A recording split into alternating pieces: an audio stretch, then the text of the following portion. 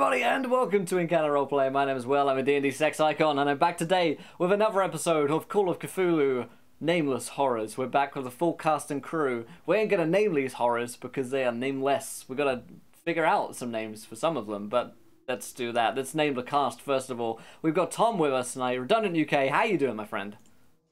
Not too bad, thanks. Not too bad. We were just having a lovely conversation about Deep Space Nine before, a proper nerdy conversation. That's what you do to get in the mood for Call of Cthulhu, isn't it? I would know if I was part of those conversations. God damn it, Tom. Well, I'm sorry, dude, but if you have to do a pre-show and everything like that, we can't be held responsible. Lose out on your Deep Space Nine chat. Yeah. We personally, we always reserve it to that last 10 minutes. These are the sacrifices I make to do this show for you guys. Yeah, chat should be thankful. Yeah. I'm going to play Sloan, the Mystic, the weird one. Maybe not so weird now. So many things have happened. He's probably the most normal one here. But yeah, Mystic, carrying on. He's looking at his watch, waiting for them to come through this portal. And they're taking their sweet time, and he's not sure why. Yes, indeed. We also have Donovan Fry back with us tonight. Don, how you doing, my friend? I am great. I'm really looking forward to this, as always. I played Garen O'Kane, the ex-priest Catholic hitman. He had kind of an emotional roller coaster last week. On one hand, he found out his sword is Excalibur. That's cool. Really cool. On the other hand, he had to spend some time in Martin Poole's body, and that was a lot less fun. So... Yeah, let's not contextualize that at all. We also have Greg back with us tonight. Greg, how you doing, my friend? I am here. It's Wednesday afternoon. It's where it's at. I cannot wait to get back to the story. We had, as was mentioned, revelations aplenty last week. With Jolly, it was uncovered or discovered that his bat is in fact a shard of the Cross of Christ. He has been gifted with this weapon for purposes unknown. And I can't wait to take a couple swings with the crucifix bat upgrade. Let's get to this, man. Do it. We also, of course, have Lindy back with us tonight. Lindy, how you doing? I am doing it super spiffy, nervous, really nervous. I'm so anxious. I have been anxious all week, just waiting for what happens this week, because everything's fine. Lou's dad's not Darth Vader. I mean, evil. It's cool. This is great. I'm so excited to be playing Picklu, Hobo, and, lockpicker extraordinaire, stealer of things, owner of the best slug in the world, Larry. Great stuff. Yes, your father is a bit like a real Nazi Darth Vader. So he's like super bad, but at the same time, maybe he's a real nice dad, So... I mean, he seems okay. They just keep telling me he's bad. We all have our flaws. Oh, Dad say you can't choose them. We've got Pruitt back with us tonight. Pruitt, how you doing? I'm doing okay, sir. I'm excited to get back to this and get wrapped up in the drama after the revelations of last week and seeing this evil organization, Caligula, and what they did to Martin Poole. I mean, he's kind of tossed up as far as what he should be doing, because right now it looks like Caligula are the bad guys, and these people are telling him that he's part of the bad guys. So I guess we're going to have to figure out who the bad guys are. Yeah. But yeah, so Felix Krueger, I can't wait. I'm ready to get to it. Absolutely. So let's remind ourselves of what happened last week in the show. But just before we do that, I'll remind you guys we're sponsored here by dndice.co.uk. Go over to their site, get 5% off all the sexy dice, get yourself some Cthulhu dice and kill your players or drive them insane with sanity checks over there. Use the coupon code EncounterRoleplay, save yourself that 5%, and support the channel. Of course, if you haven't yet followed here over Encounter Roleplay, hit the follow button, join us, we're here all the time, and the more shows you follow, the more you get to watch, and of course, interact with the show. So when we hit 20 followers, you guys get to decide something which happens next in our campaign. It's probably a bad thing, it's Call of Cthulhu, but you could decide to be merciful and help them. And of course, here's the tweet for you guys as well, 20 retweets, another viewer decision. And of course, do not forget we can donate to affect the game as well, give players nat 1s, nat 20s, wild magic surges, and for just a few more days, tentacles can be thrown at the party as well, as the Table of Tentacles is our monthly table, runs out the endless month, so throw some sexy tentacles at them, and let's see what happens here in Call of Cthulhu. But let's remind ourselves of what happened last time. The party had a very interesting episode. They found themselves at the asylum having a conversation in a locked room with the person who claims to be Lucille, Lockpick Lou's father, Lieutenant Martin Poole, of course, who is a member of La Symphony, who are known to Garen to be a group of cultists, eldritch investigators, but also incredibly intolerant of all other people except from themselves. So they are basically really bad guys. But it turns out that this Lieutenant Martin Poole wanted to help out the party, and after some bargaining with them, some threats exchanged both ways, they managed to accept his help, taking iron band rings with them. When they put them on, they went into something of a flashback, with a kind of dream sequence, flashback sequence, as Tom and Pruitt and Greg played agents of Caligula, sent to murder Lieutenant Martin Poole. Lieutenant Martin Poole, of course, was Don, and Lindy was Lou, but as a child. And in this dream sequence, the three members of Caligula broke into Lieutenant Martin Poole's house with his daughter, 8 or 10 years old, and murdered Lucille, and almost killed Lieutenant Martin Poole, who managed to escape away into one of these eldritch paintings that they used to teleport around. He left something with Lou, a necklace that she carries with her at all times, and it turns out that Lou might be something else. A lich, a ghoul, who really knows? But she died, but her body continued to grow while she was dead in her grave. She was dug up, and at the age 16, she woke up with amnesia, not remembering anything else that happened, and became Lockpick Lou that we know and love today. So there was that. That was a whole big revelation that we had last week. And then they got out of the room in the asylum. And, well, that's when things started to get really interesting. Let's see. What happened directly after that? Because Will was actually forgetting the very next thing. I remember what the end thing was, but there was definitely something that happened as you guys were leaving. Anyone? The painting. We jumped through a painting. That's and right. We all had experiences. That's right. I was like, I know you got to that bit, but how did they get from there? That's right. They went into the doctor's office. Yeah. Yeah. Jumped into the painting of the manor where they know they need to go in order to defeat Squatter Whateley, who has a Necronomicon. But they went into the painting. All of them had various different visions. Were they visions or were they actually there in another place? Who knows? Sloane met with Lieutenant Martin Poole. No, Sloane. No, that Felix. Sloane didn't have a vision. No, Sloane didn't. Sloane immediately went there. Felix went there. You guys look quite similar now. I look at it. Redundant. Yeah. Okay, that's kind of weird. I'm creeped out. So Felix had a vision with Lieutenant Martin Poole, who told him that if he was going to want to survive and get out of this thing, he was going to steal the Necronomicon. All he needs to do is put his hand on the Necronomicon, and he'll be out of here. He'll be free. And we'll see. Jesus Christ, it's like a fucking mirror. Garen had a vision where he spoke with his old knight friend, who told him that the sword he carried with him is out of Excalibur, but he has to watch out because someone's going to die, basically, and Jesus may be after looking for some blood. Kip had an interesting dream. He spoke to a crucifix who spoke to him in a Scottish accent, and it turns out that his bat is actually part of the cross of Jesus Christ. And at the very end of the session, Lou was about to have a conversation with her father, Lieutenant Martin Poole, whilst they are in session at a meeting of the symphony, as they're wearing these long white robes, and they're all kind of like chanting, and like there's an evil ceremony going on right now, and Lou's just ended up there. So that's actually what we're going to pick up today's game. Will. Yes. Felix did have a vision. Did I not say he did? Okay. Yeah, you said he came straight through. Oh yeah, Felix had a vision. He spoke with Lieutenant Martin Poole as well. No, I'm pretty sure I did go over this. Where he said that if you want to survive, you put your hand on a Necronomicon. That's it, yeah. Yeah. Okay. So we're going to start with Lou. Okay. Everyone ready? No, not at all. Good. So, Lou, you find yourself, as you jump through the painting, spirited away from Garen, whose hand you were holding, and you find yourself in a room.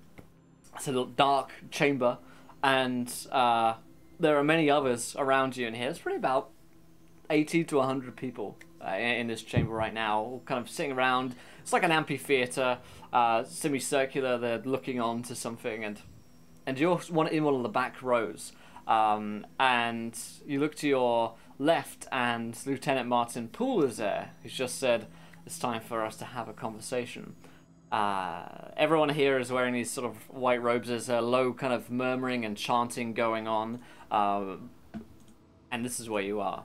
What's Lou's first reaction? Well, first she's gonna just kind of like look around, like, where am I? I was holding a hand and now it's gone, and then she's gonna kind of be a little startled when Mr. Poole talks to her, and she's gonna. Is there sort of like a chair? We're in like a row of an auditorium. Of chairs. Yeah, it's almost like you're in a row of chairs. Yeah, more like Okay. pews though. All right, she's gonna sit down because she is very confused after today, and is just gonna kind of be very on edge and be like, "A conversation right now? Sure, okay, yeah. I mean, I guess I'm already here, right? Yeah. Hi. That is correct. So glad you called. I was here to answer. I called you. That's right. I just jumped through a painting. Hmm. I mean, I did pick up the phone earlier. That is true, but no, when one travels, especially for the first time, they're often putting things out into the world that the world hears, listens to.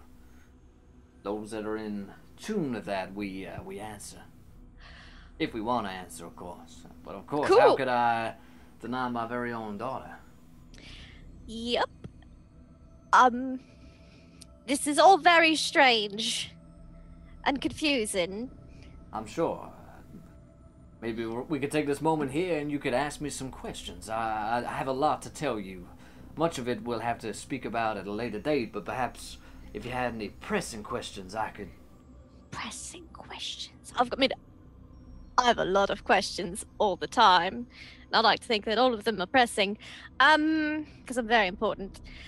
But maybe you could explain why Caligula wanted to kill you in the first place.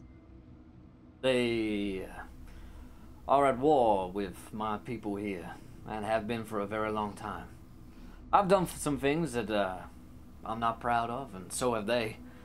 They see themselves as beacons of light and justice, but in actual fact, they've had many people sent to their deaths. I Okay. tried to free some of their agents from the grip of Caligula, and as such, I got myself signed up to a death warrant. All right. What exactly does the symphony do? He gestures around him, says, "We do a great many things, Lucille. We control a great deal in this world.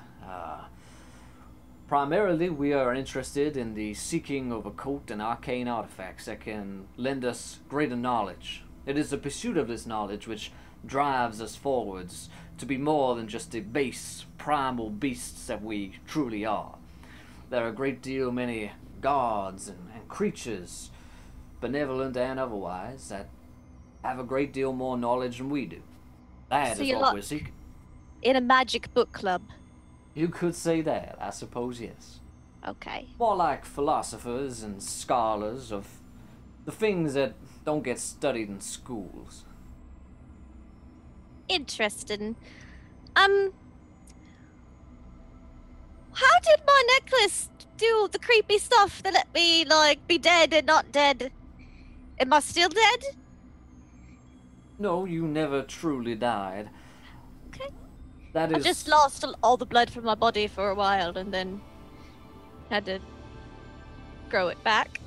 In a way, yes. You were in stasis, recharging, if you will. Like I say, without the pursuit of this knowledge that we have been seeking, you would have died that day. And there was nothing I could have done about that, if it were not for me having found this artifact. Does it only work once? Or is it like a multi-use thing? I'm afraid it only works in that way the one time. When a life is taken, it stops it before it reaches the place where all of our souls go. Holds it there and puts it back. But it does have other uses as well. That thing right there, well, I have one just like it. And he goes into his pocket and shows you a twin necklace. It's like a beacon to one another. We'll always be able to find each other while we have them. Which means that I can get you out of where you are, Lucille, whenever you want. I can take you home. Okay. Where's home? Right here. Or wherever you want it to be. Okay, because this doesn't look, I mean, this looks like a really, like a big church kind of culty thing. Doesn't really look very cozy. We have other cells all across the world. Primarily in Europe is where we're doing most of our work right now. Oh, I had this question I've been thinking about all week. It feels like it's been a week, even though I know it's only been like an hour. Well, time is a funny thing when you're in limbo. Yeah. Who's me mum? And is she still kicking? Is she around? Your mother was a beautiful woman. She is no longer with us, unfortunately. I couldn't save her So as I she's could dead. you. She is. Alright. And for that I am very sorry. What was her name? My name was Margaret. Margaret. At least that's what I knew about. Okay. Cool. Do you have any questions for me? I do, Lucille. While we Oh. have this brief amount of time together, I would like to ask you what it is that you want. Oh, well, I want a lot of things. I can give you a lot of things. Depending on what they are, of course. Well, I don't really think, but as nice as it is being Queen of Cardboard Town, I mean, being homeless is not like the most exciting thing in life. Of course, no. And it's not Um, befitting for one of your stature. Yeah, and I also want all of my friends to make it out of here alive because things are getting real dangerous. And they've been really nice and helpful, and Charlie is my best friend. And That's right. Sloane's kind of creepy, but he's nice in his own way. And then Garen, he's just like the best, and he's super handsome. And we've had like 2 dates, and there's gonna be a lot more. I'm sure. I don't know about that Jimbo though. No, he is a bit of a strange one. I think that much is clear. Yeah. So I mean- naturally you want them all to get out, but what you're saying is you want a different life from the one that you've been living. A little bit. I mean, it's fun nicking stuff, but I could go back to that anytime. It's really easy going to be a hobo. It's not like trying to be other things. Exactly. So I Oh, have and Larry needs, food and stuff too. 'Cause naturally. not being a hobo slug. No, that is no life for a slug like him, I'm sure. So maybe you would consider, after all this is said and done, coming and speaking more with me, learning more about who you are, and I could tell you more about your mother, and you could learn a little bit about your own history. I'm sure there's plenty that you'd like to know. Well, I was dead. Well, I guess not dead for a lot of it. But there are a few, childhood years that I had. Of course. That was pretty cool. Yeah, I'll think about it. That sounds, you seem alright. You don't seem completely evil. Evil, my darling, it doesn't truly exist.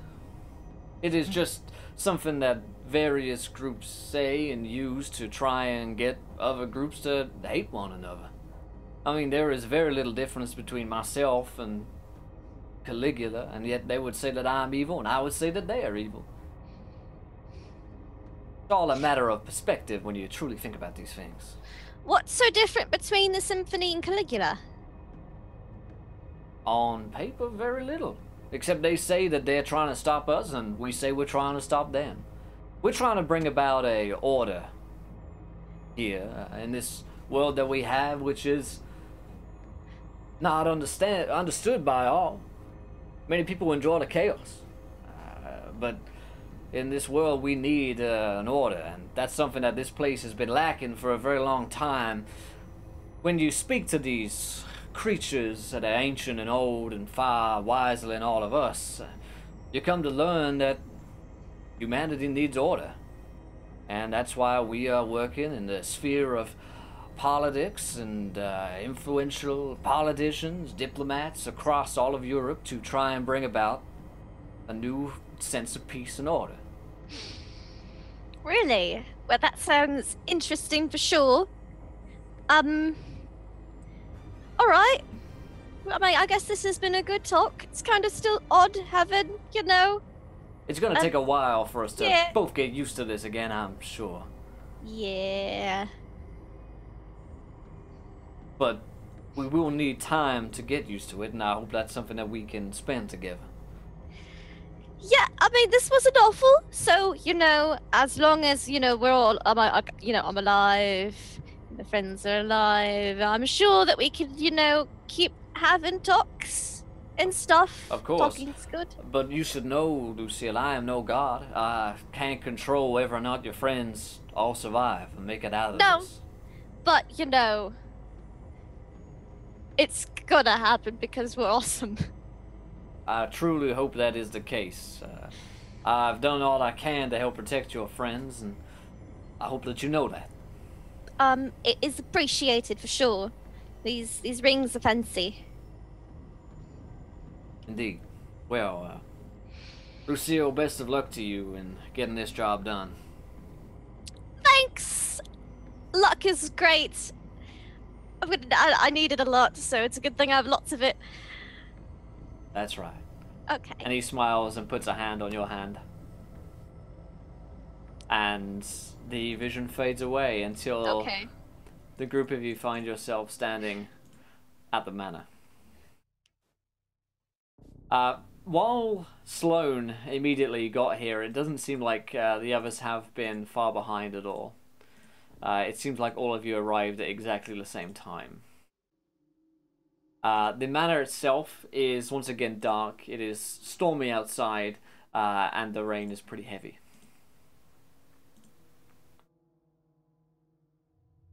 So, I'm pretty sure Sloane, because he was the first to arrive, because there was a bit of a wait for them to go through, he went into the shadows to try and hide.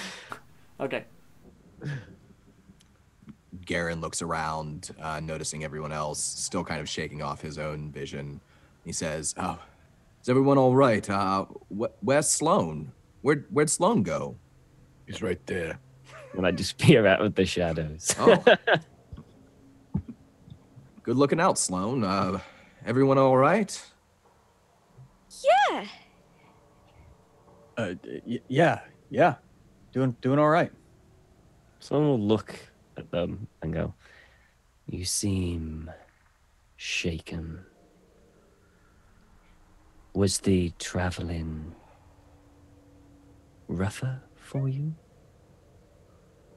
Rougher than what, Sloane? Well, it was very easy for me to travel. I went through, saw, if I'm not mistaken, I think I saw the kind of like... You saw a city and... A city, wasn't it?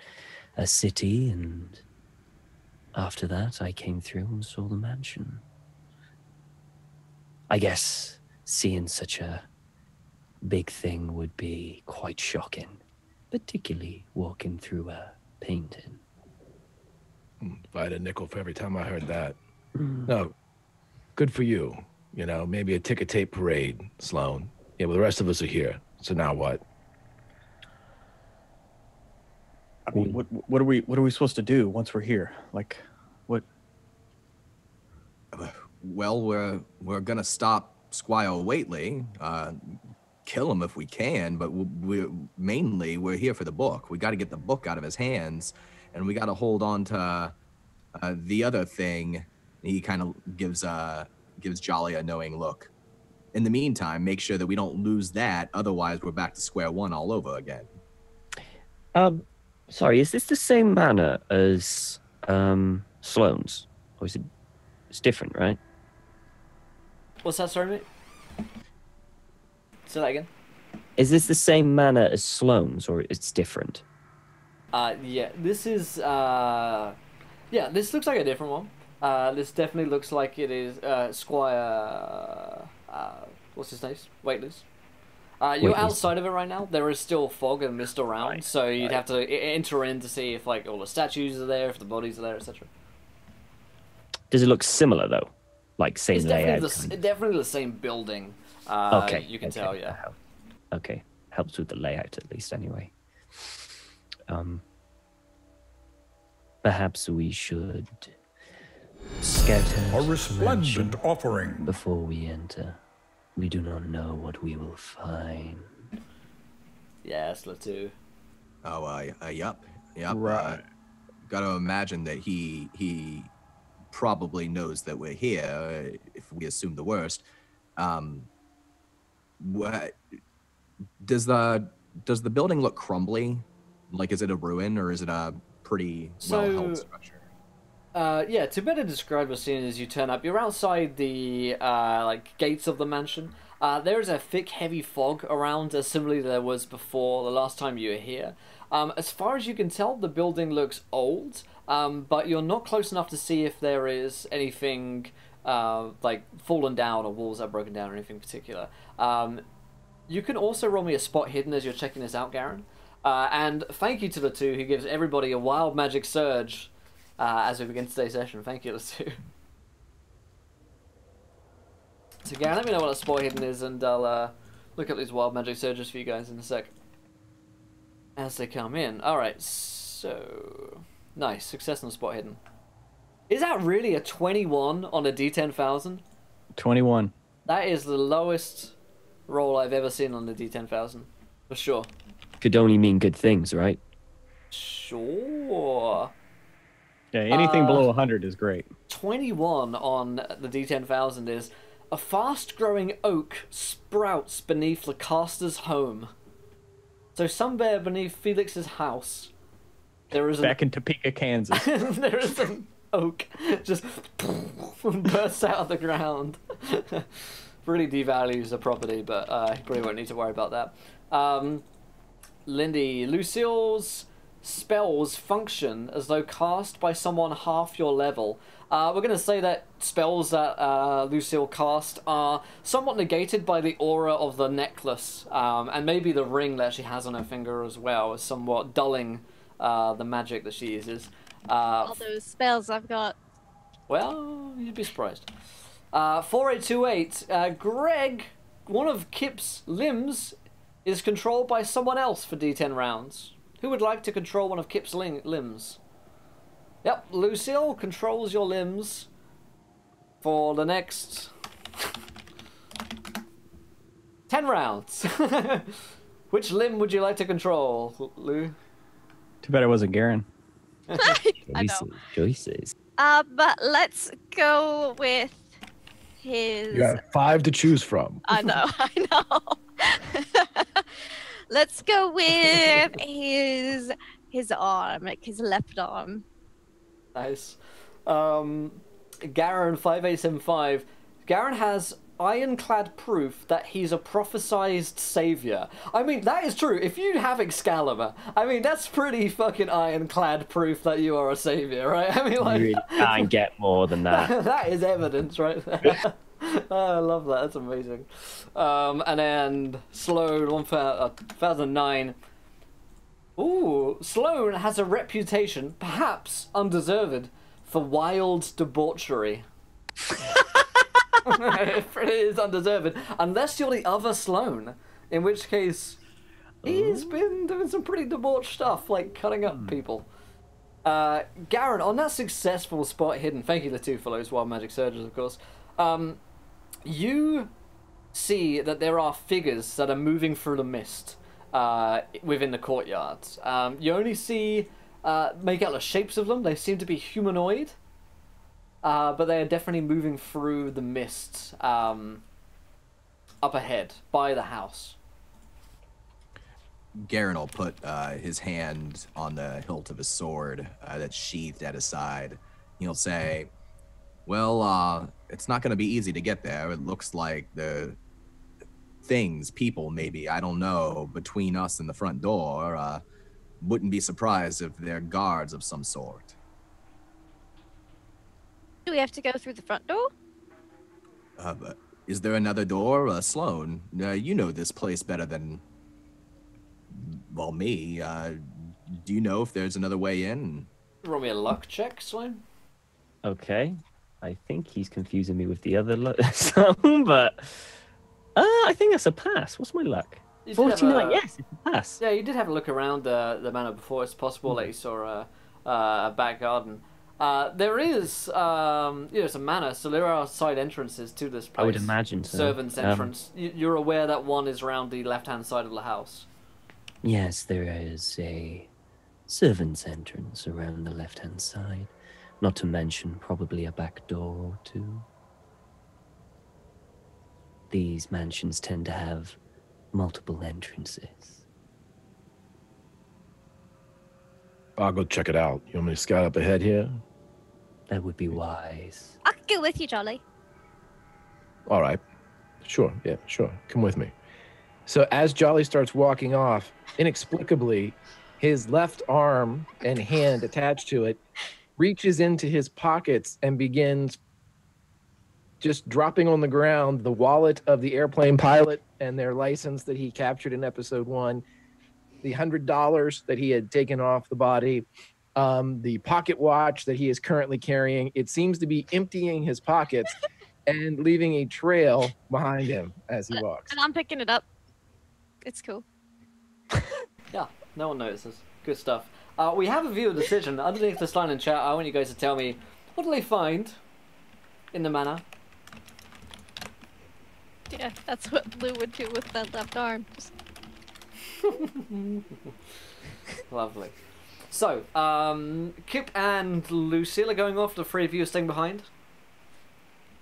Yeah. Yep. Yeah, we'll stay here, wait for them to come back, I guess.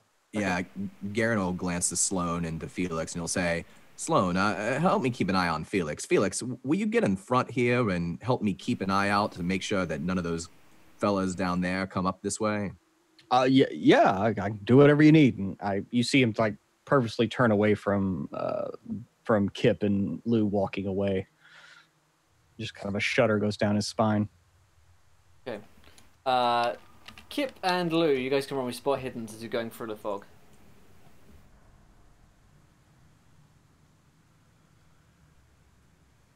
I'm too busy picking this stuff up. Success from Jolly. Nice. Jolly, you press through to the left-hand side of the house as suggested by Sloan, and come to what looks to be the servants' entrance. It's a door, it's closed, and you can hear inside that there are people moving around in there. There are footsteps on the creaking floorboards. Yo, Lou, there's someone inside. Can we be quiet and see who's inside through like a window, maybe? Or if we hear voices, yes, listening. You could roll me a listen check to pick up on the conversation better. Sure. I think that's a success. Hold on. Ooh. That is a difficult success. I can hear too. Nice. Yeah, you hear a conversation going on in there. It's murmured voices. Definitely people are speaking. The conversation goes something like this as they get little snippets of it. I told you you needed to bring them, says a male voice. You think fairly low. And another male voice replies in return. It says, I will. I'll get them here. They'll be here. First voice replies, thank you, Jameson. And then you hear the footsteps walking away. Do we recognize the first voice at all? Not really. Okay. It wasn't Jameson, that pilot. I got his license here somewhere. Shit. I just dropped it behind you. Did you? Is this it? It fell on the ground while he was walking up here. Yeah, that's it. Thanks, Lou. You're welcome. It still reads Jameson. I have two of them. One of them read Jameson, and the other one read like a different pilot. I had stolen from my corpse in the building at some point. Yes. And Jolly just didn't write that one down. He wasn't. It was not someone that he had met I'll before. go find it for you in a minute, but it was not plot relevant. But yes, Right. Jameson. Yeah, you do have the pilot was definitely called Jameson, who died. Do you think maybe it's a zombie Jameson? Or like we're back before Jameson went to fly us over here? Like Well- time's weird. Yeah. I'm not going to rule anything out, Lou. I mean, it Okay, could be okay. zombie Jameson Could be. that we didn't bury properly or something. Yeah. What it could be. Waterlogged. He could be. He could not. He could be looking pretty rough. What if, Jameson obviously worked for Caligula. Maybe this is like an alternate timeline. They sent Jameson in. Jameson didn't crash and die in the lightning storm. Maybe true, Jameson's too. here. You Okay. know? All right. Well, I mean, we could bust in and it could be all of us looking at us with Jameson alive, and the doc's there. And if that's the case, I'm killing Jimbo. And then we're going to, kind of fold the doc back in. But that's Because there can only be 5 of us. we can just send Jimbo Yeah, back to the spank hole. It's fine. Yeah. I mean, my way's quicker, but okay. Think about Tommy. Who? Is he... I know. I'm just Okay. fooling around. All But right. Really, who? Okay. What do you want to do here, Lou? Okay, but You we know- were supposed to be scouting for things of interest. I think that's interesting. Right. Also, should we maybe see if there was the back door's clear? Yes, no, maybe, or Well, side yeah. door. There's nobody there. Okay, The guest Alright, door seems. let's go back and tell them then. I guess. I mean, we could go on ahead by ourselves. That's what I'm saying. I mean, Garen's back with them. Mm-hmm. His sword is returned to normal size. It seems shinier. It seems like he seems It healthy. looks real Well- nice. It does. I picked up on that a bit, but I did. I rolled a really good spot hidden right before we left. So Oh, okay. Oh, while we're here and Garen's not here, can I dip some of my knives in that bucket of blood you got there? I feel like they were when I was stabbing Aurelia. That the one that had been dipped previously was way more effective than the non-dipped one. I don't want to make him feel awkward by dipping it look right in front of him, because it could have been like an extended family person or something. absolutely, and thank you for reminding me of the fact that I'm carrying around a bucket of blood for the last. It's like a pickle jar. Right. Yeah. That I still have omitted from my inventory. Yeah. Yeah. Hey, here it is. Whoa! Like, It's in my cargo pant pocket. and then I'll dip some of my knives in there. I've got a bunch of them, and a set of lockpicks too, just in case there's like any freaky locks or something. Right. So what do you want to do here, Lou? This is more our forte anyway. Do It we is. go back and they say, "Hey, go Reconnaissance. back," and we can get this door open. Maybe we can. Let's at least open the door. This is such a bad idea. They're gonna send us. They're gonna send us to do it again anyway. So It's we're just Probably true. You're right, Johnny. This is why we're such a great team. All right. Like peas and carrots. Let's go. Who's Okay, opening the get door? frosted. Who's opening the door? I'm gonna check if it's locked. It is. Oh, okay. I'm gonna unlock it. Give me that roll. Okay. That is a success. Yep, it pops right on open. And do you want to open it? I popped the lock. Should we open it, Johnny? Yeah, I'll open it. But hold on a second. He pulls the bat out, All right. and Lou would notice that there is probably more of the symbolism along the side, and when the frost begins to come off of the blade or come off of the length of the bat, it actually, some of it coalesces into ice fragments and look like there are spikes coming out around towards the tip of the bat, but Jolly does not seem to notice that. All right, knock, knock, right? Yeah. He slows it open. You're looking at a long corridor as you open it up. You don't see the figures who you heard talking, but you did hear them walk away. There are doors either side, which seem to be also closed, but if you were guessing, they would have had a conversation in this hallway, and they moved down the end of the hallway into the room beyond, which is in darkness. There are no lights on in here. These floorboards look super creaky as well. Ooh, should they do? The creakiest of floorboards. Okay, now I'm thinking we get everybody else. Okay, yeah. Alright. I mean, we open the door, there's nobody here, door's open. You know, we'll slow it closed. Just crack it a little bit and come back. Yeah. Oh yeah, keep it unlocked, maybe. Yeah. Yeah. Alright, let's go. Let's go Good back. plan. High five. Alright, so Emily. back to the rest of the group through the fog? Yeah. Alright, they're waiting there patiently. Hi, guys! We opened the back door and we heard voices. Well, we heard voices first, and then we opened the back door. But many voices, or Anyone we know? Not you, Jimbo, but there was somebody that was referred to as Jameson. And as we all remember, he was our none too lucky pilot that was hit by the purple lightning that brought us down, or whatever it was. Yep. oh, And the other guy told Jameson, I told you you needed to bring them. And then Jameson said, oh, I Thank you, Nettie. will.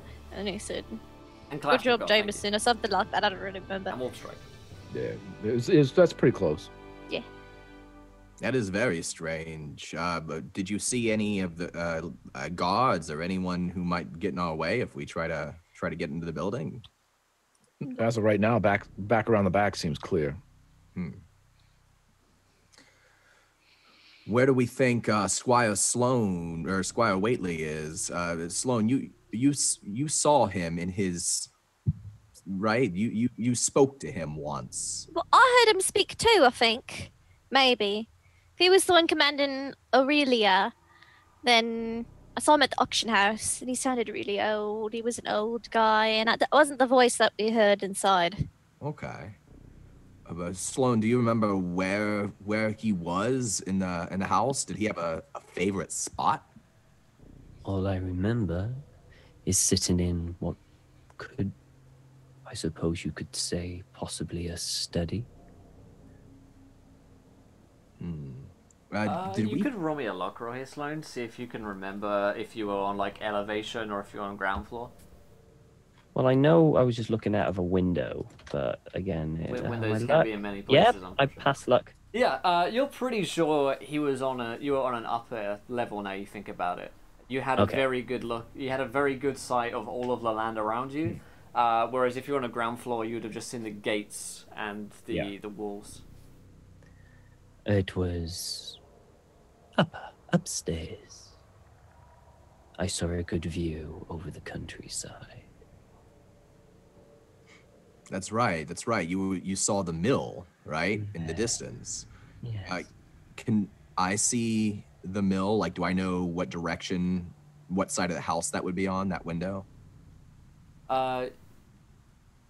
Based on what Sloan has told you, it would be on the opposite side of the house from the servant's entrance. So on the right-hand side of the house. So we could go in that servant's entrance that you guys scouted out, or we could try to get in through a window on the second floor. I do not think it's a good idea to go climbing. Yeah, we'd be split. You know, whoever went in first would be alone, Yeah. and then whoever came up last would be alone. So It's true. I suggest we take the stairs. All right, well, the back door's wide open. Well, then let's go that way then. Who should be out in front? Felix? Yeah, I'll take the lead. I don't mind. and I will begin heading towards the open back door. All right. So, you follow the directions that Jolly and Lou give you, and you see the unlocked, closed door to the servant's entrance to the manor. Okay, I will move up in a stealthily manner. Hey, that's a hard success. Nice. So I begin doing my spy versus spy walk, and Dun, dun, dun. move in slowly slide the door open and move in. Absolutely. You see the same sight before you, 2 doors, 1 on each side, long corridor before you, ends in darkness. And they told us that they're going to be down at the other end. Y'all mentioned that? Yeah, and that the floorboards are super creaky looking. Okay. How wide's the hallway? We're all going around to the back, right? We're just not saying, hey, Yeah, you're not come sure back about if you that, make yeah. it, right? Okay. Yeah, presumably you've told him that, down the end. Yeah, just go ahead and go in that door. Yeah, just go in and say, hey, anybody home? Yeah. Okay. It's wide enough for like 2 people to fit abreast. Okay. I stand next to Garen. Well, I will keep my hand on my pistol in my pocket. That's not a euphemism. And I will move down the hallway towards the room in the back. Is everyone following Felix? Sure. I suggest that Garen and I stay back at. I hate to do this, but we're the heaviest, and if we go first, we're going to step on that. I mean, I know we're both basically the same size. I think Jolly's 1 inch taller, but Garen's like 10 pounds heavier or some shit. So I mean, we're like 500 pounds of dudes just going to hit those boards at the same time. So we need to. What do you guys think? No, I think so maybe we should space out just a little bit so that we're not putting all of our weight on those floorboards in the same spot at the same time. Right, but my if one of us goes second, the chances of those floorboards are going to be much better than if 3 people go and our big asses go out last. So, But Lo, Yeah. I'll be right behind you, but I think maybe you should go in first since you're a little lighter on your feet. Okay. After Felix. And Felix will just kind of look back and kind of give some hand signals, just like point at his eyes, then down at his feet, just to watch where I step. And he'll try to sneak down the hall, stepping near the edge of the wall, because he heard somewhere that if you do that, it's less likely to creak. It is. It's actually true. And so got another success to sneak down the hallway. All right. So anyone else going with him can roll stealth checks, or is it just Felix first? I'll let him go a little bit, and then I'll follow like 5-10 feet behind him. Okay. So. Oh, that's a fail. That is. I'm so lightweight and sneaky. There is a loud like of floorboard as you're I point at Felix. headed along. Felix turns around. That wasn't me. That was you. That was you. You hear a voice up ahead. What was that? Is there like any furniture in this hallway? No, Is there anything that... you're in an open hallway right now. There are doors either side though. There's a door to your right and door to your left, which are currently closed. But you distinctly hear a voice from up ahead saying, "What was that?" And the other voice in return, who's voice number 2, says, "I don't know. I could look at it if you want." No, it's fine. Leave it. Okay. We have more How pressing big is matters. Larry? He's big He's at grown, this point, right? He's grown larger. I think Okay. he's like Do I several think inches. that if I like commanded Larry to slime against the wall and I just held on to him, that I could have silently moved down this I hall? think Lou believes that could work, but I don't believe that would work. Okay, he's not that big yet. No.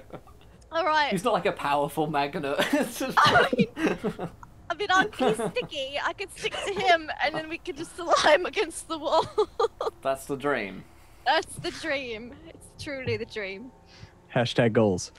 Or on the ceiling would be even better. We could just drop down on people's heads. But anyways, yeah, she'll just pause, and be like, just go on, Felix. Like, go. Fine. And he'll then wait the appropriate, like, way too long, and then start creeping again. Alright, so I'll let you stay with that stealth check, Felix, but Lou, you can roll me another one if you're going to move. Alright, I'm gonna use my advantage that I Okay. have. Didn't need it. Maybe I'll get an extreme. No, I just 40 succeeds. Yep, Nice. I'm sneaky now. So, you managed to avoid that one particularly creaky floorboard as you press ahead, and you and Felix turn the corner, and you see these two gentlemen who appear to be the ones talking with one another. However, they do not appear to be human and alive. They appear more ethereal, more ghostly in image. They look like something that you might see on a projector when the image gets projected by the light. And they're talking to one another. The second voice of the man has his back turned to you, but he is wearing a pilot's uniform. And the other man who's speaking to him would be a man in his 40s with the deeper voice who seems to be more heavily set. And he's just saying to him as you turn the corner and you're having a listen to this conversation, "You stay here, I'll check with the squire." And he starts going up a flight of stairs. And the pilot stays behind. But His he's back a is still ghost. to you. He would appear to be Okay. ghostly. Yeah, Felix like kind of turns and looks at Lou and is like, "What the fuck?" Like just kind of mouths that like. Lou's gonna turn around, face towards the rest of the group, and be like, and hold up like the extra wallet that she has, because she had both pilot's licenses, and be like, hold it up, be like,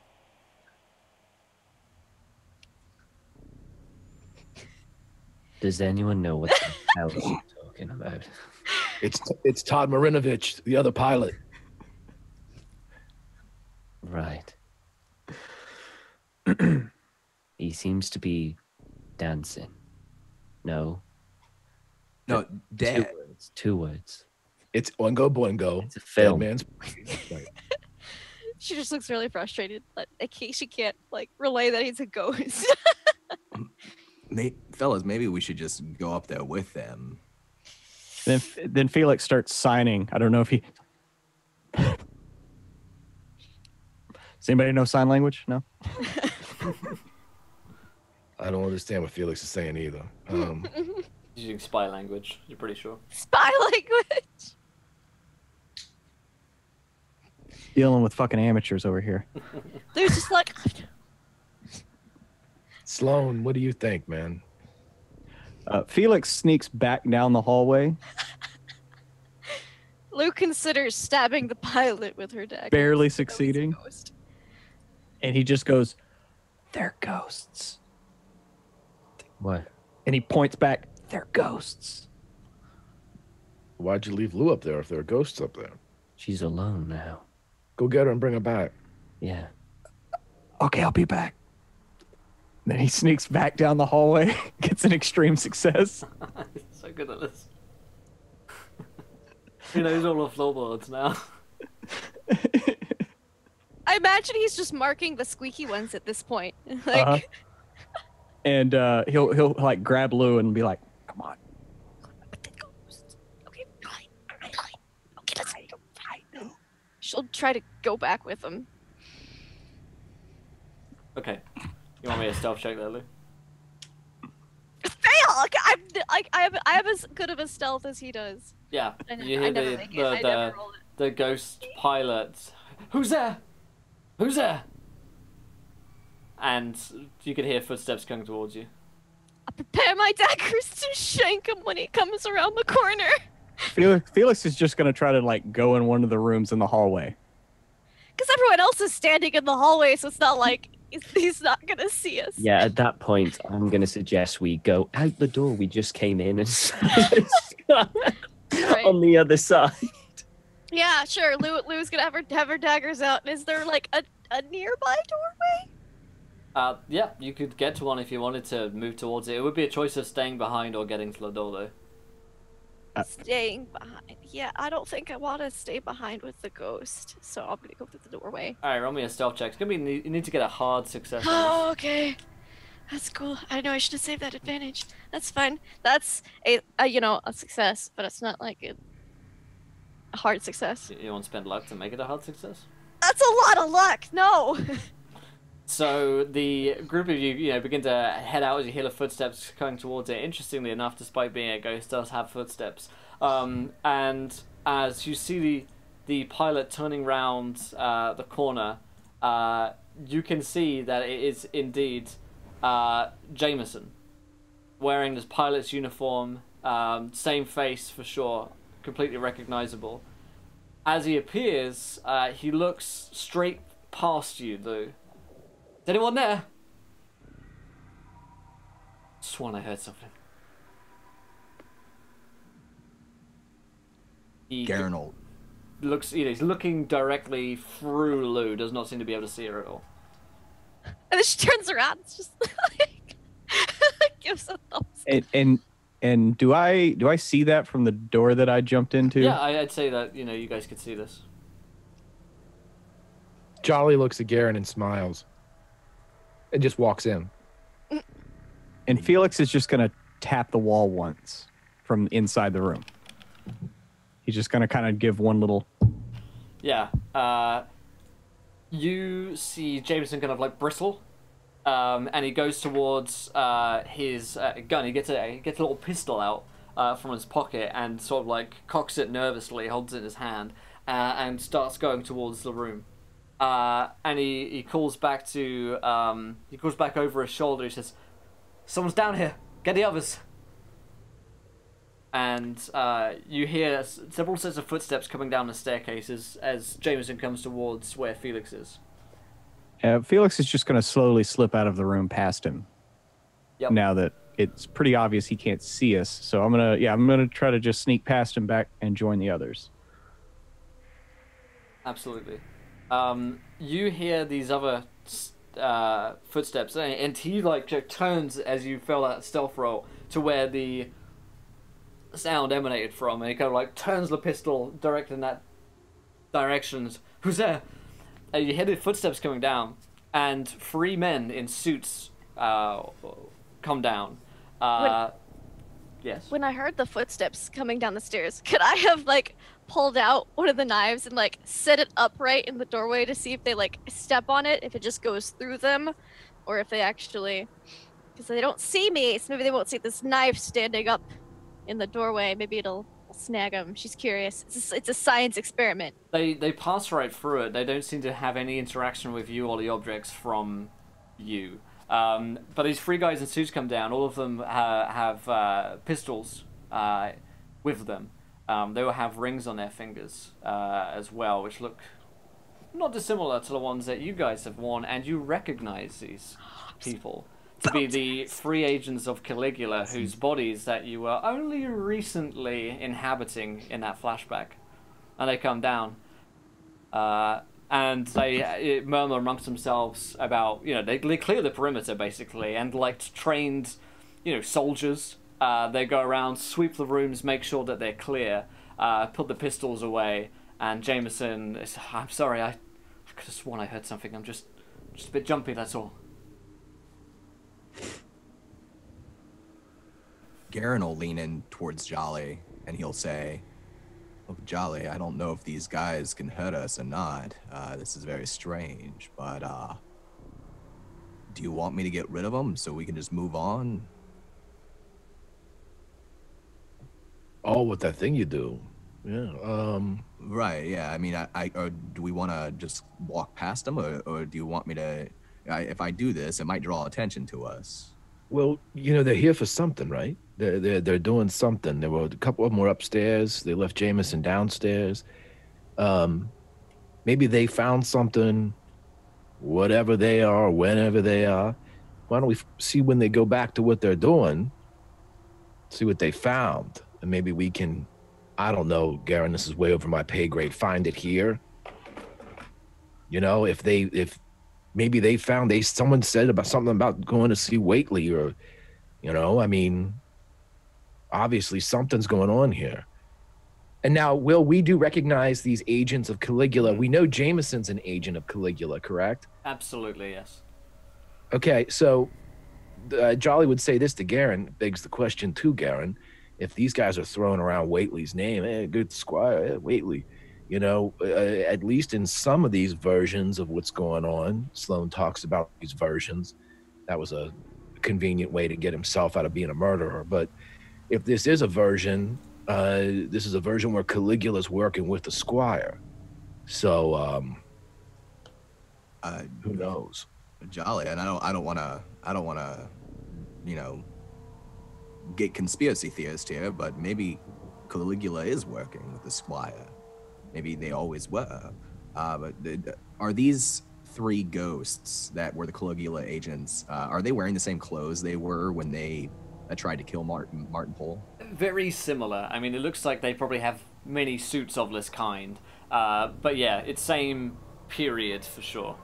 Okay. Same rings, same pistols, revolvers. But they don't have any wounds or anything like that? They're unwounded, no. If you were to guess, this is before that happened. Because they are alive, right?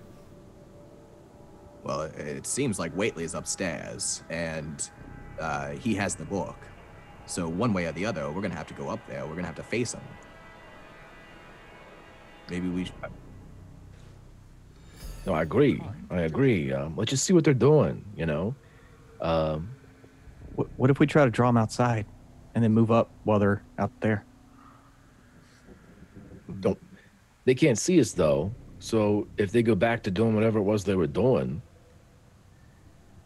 maybe that will do something or show us something that we wouldn't normally see. I don't know. Charlie. This is a invaluable time to gain some much needed information that could potentially be useful for us. However, we must be cautious. Although they cannot see us, it is evident that they can hear us. So we must be quiet.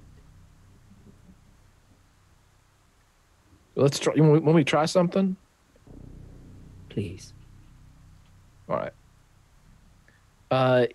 Will, Jolly's gonna get a little bit closer to where they all are kind of hanging out, and he's gonna stand behind one of the agents.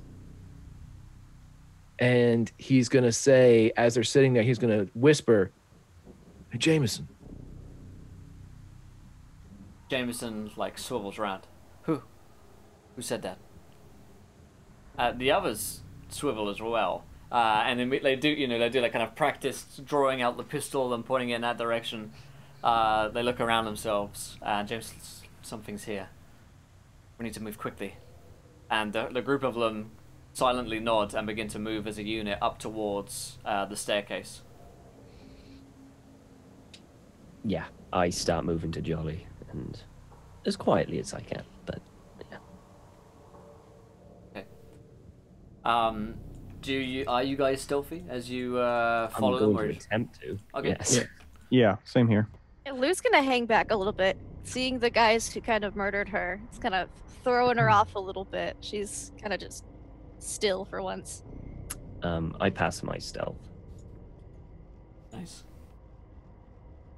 Jolly does not pass his stealth. Okay. Garen does not pass his stealth. I pass.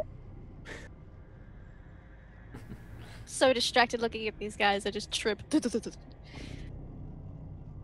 All right.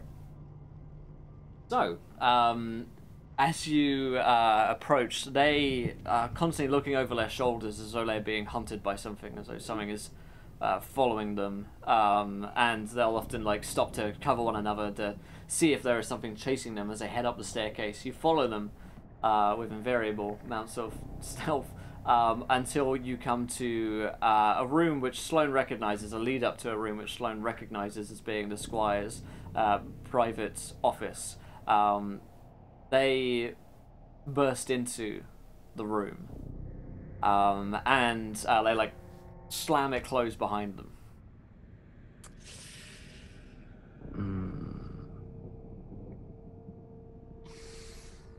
Can we hear? You hear one of them is watch the door. Don't let anyone in. Can we hear what they're talking about? The door is a large one, enough to mute a fair amount of sound going within, and it's a large office. Sloane is going to... Does Sloane remember there being a balcony? Roll me a luck roll. Okay. Is there a balcony? I pass. Oh, Yeah. do I? Oh. Yes, I do pass. Yes. Yeah. Yes. There's a balcony around the other side. Right, it's possible to be reached via a window in here. Yeah. You'd have to climb around the side. I relay that back to the others. I do not advise that we open this door. However, I do remember a balcony to this office. Balconies are good. Yes, could provide an interesting listening spot. Well, do some of us want to go to the balcony and the rest of us check out some of these rooms? I mean, we are looking for the book here. Probably should be looking for it. Will, do the age of this place, what are those windows that used to be above The transom windows. Transom, yeah. Do they have transoms above the door? Like they were used to what was it, just to transfer light into the interior whenever they didn't I'd have say it's electric- likely in an And also in an to old for manor air like because this. they didn't have air conditioning. Yeah. Right. Yeah, so you can open it up without open the doors, right? Mhm. Is there any way, if someone's going to use the balcony, hey, if someone's going to use the balcony, I could lift Lou up. She could look out, and if they're looking at the balcony, we could kind of do, 23 skidoo here. You go this way, we'll block this way, type of thing. Who is... I could go to the balcony. Felix, I'm starting to like you. I don't know why. It's like you're sneaky, and you volunteer a lot, which is pretty good. I just don't like following y'all. I'm sorry. It's just weird. Oh, point taken. Honesty too. Boxes being checked. I like it. Yeah. Weird shit's going on. I'm sorry. I'm just trying to keep it together. Everybody looks like they're dead when I get behind them. I don't know how to describe it other than that. So, yeah, I don't mind. I'll go on the balcony. He's just Felix. You're just going there to listen, or are you not opening up the balcony window or whatnot? Yeah, I can listen. Yeah. You want me to distract them so you can come in? I mean, like, I thought that's what sounded like what Kip was getting at, is I could distract them, get them to look away, and Well, then, when we open this door, and I don't know, they got guns. I don't know if their guns can do anything to us, but we should make sure that when we swing that door open, we're low. They can't see us. They're not going to be shooting down at the floorboards. I'd rather not tempt that theory. I suggest we just listen for now. For all we know, what is inside this room has no interest to us. Well, all Right, let's check it out. Make sure, hey, if there's a book on a pedestal sitting in there, we know we got to go in. If it looks like, 3 guys are in there doing whatever it is they consent to do, then we don't have to go in there. But, So I suggest that Felix listen only, but not alone. He should have someone with him. I'll go with Felix. Just to make sure he's safe. yeah, sounds good, Padre. I will go with them too. I am useless here. Maybe I will find something in the next room. And I'll go with them into the next room, I guess. Okay. So Garen, Sloane, and Felix are headed off into the next room. It's the Jolly and Lou Club. So what did Jolly and Lou do then? We're gonna search the rest of the upstairs. well, no, I thought we were going to post up and have you look in I the trans. mean, Oh, you're going to change it now that, we're doing something different now that everybody else is gone. we could do through the transom window. That could work. Let's take a peek. I mean, Okay. there's nothing going on. She in there. actually sounded disappointed. All right. If you want to lift her up there. Yeah. Okay, you can do that. Lou, run me a spot hidden.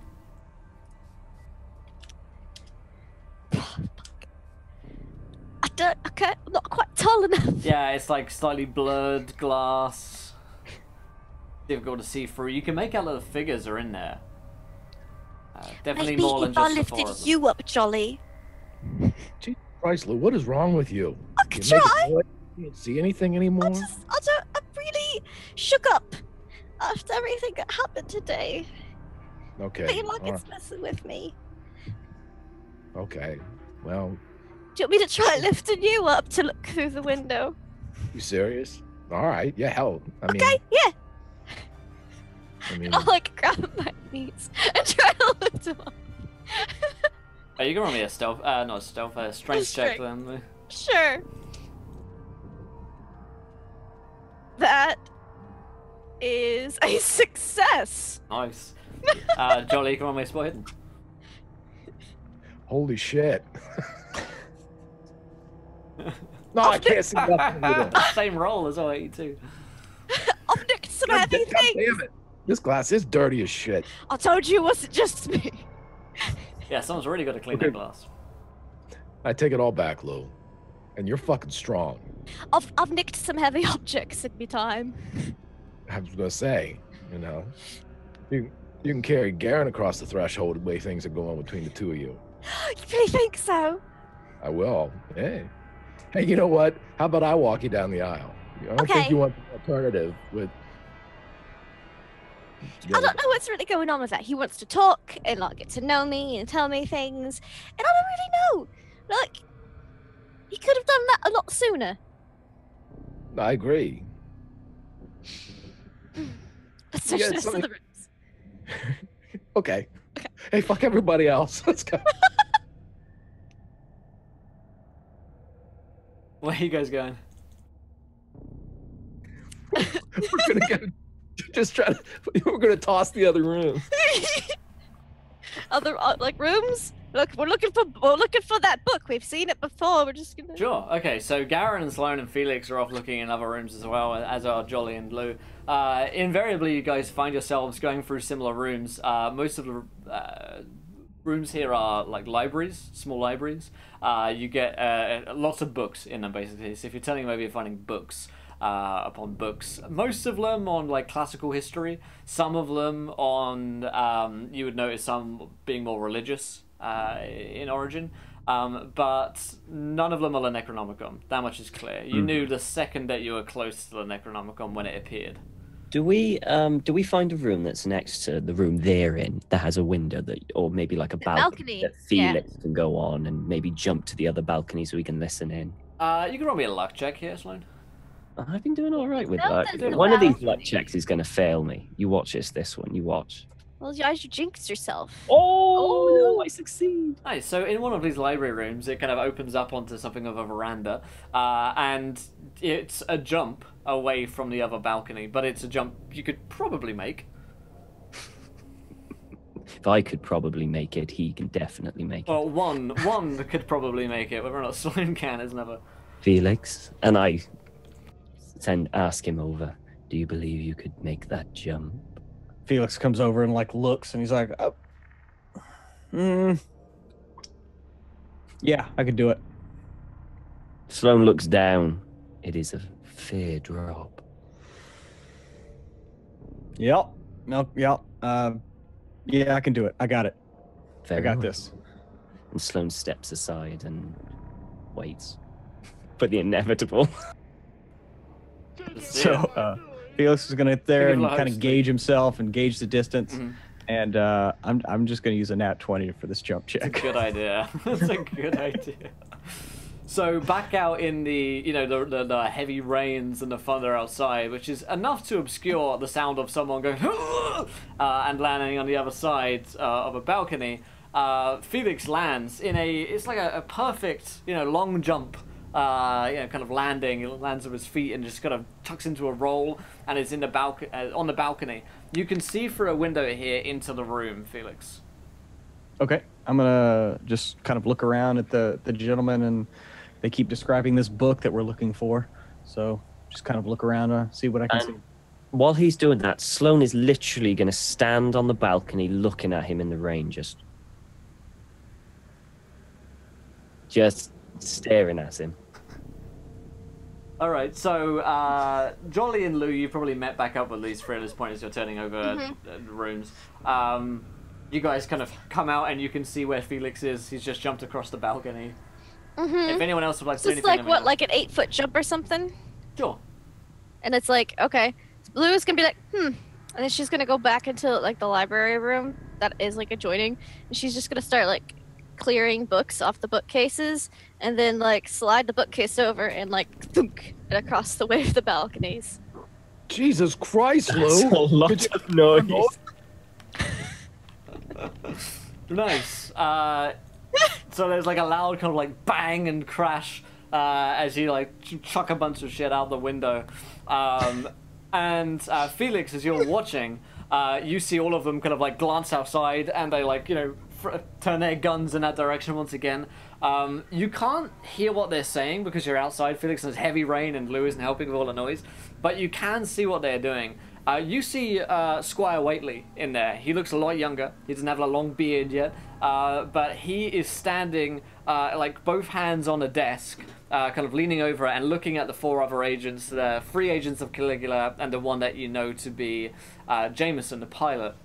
And he is standing there. All of them look ghostly, along with a very ghostly and yet familiar-looking book.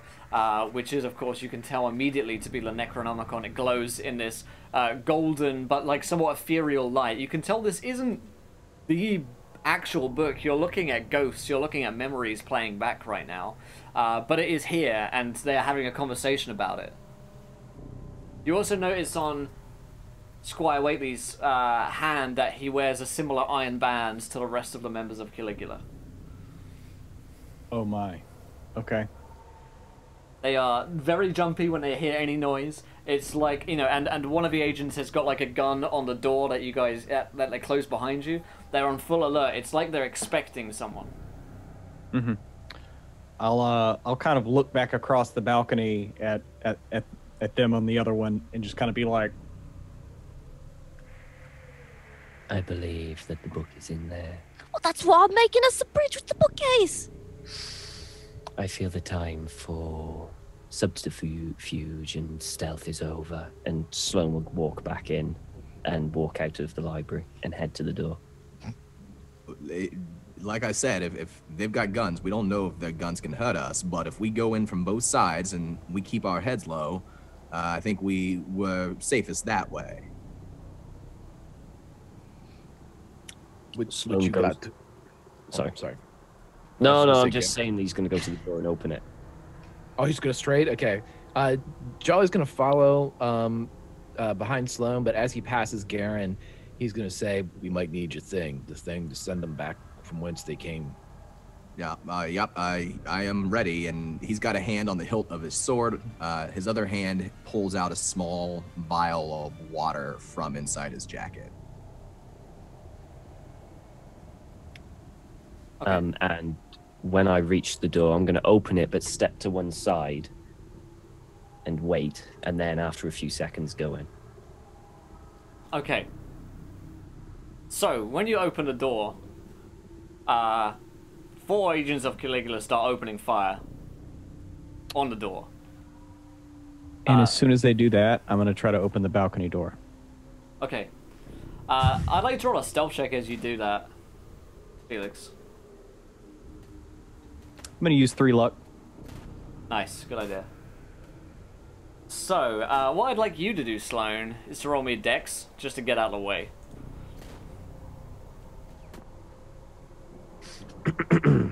I very much extremely succeed. Nice.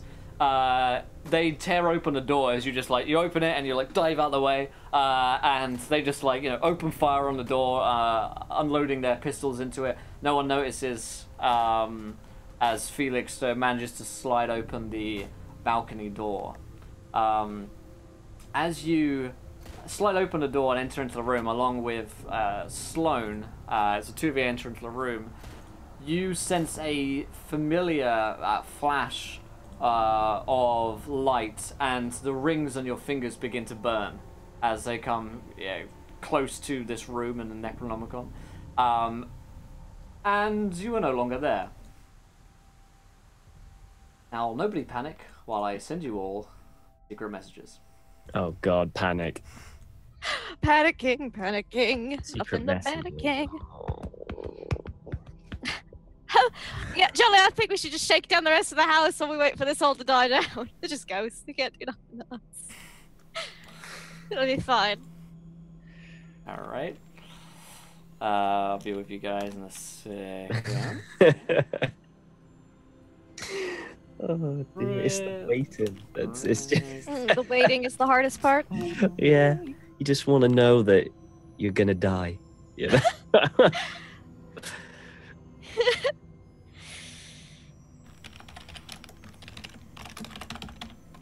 Mhm. Oh, we all got secret messages. Oh my god. Okay. Shit. All right. Cool. And I'm gonna take all of your nameplates away on the overlay because you're no longer playing Sloan and Garen and Lou.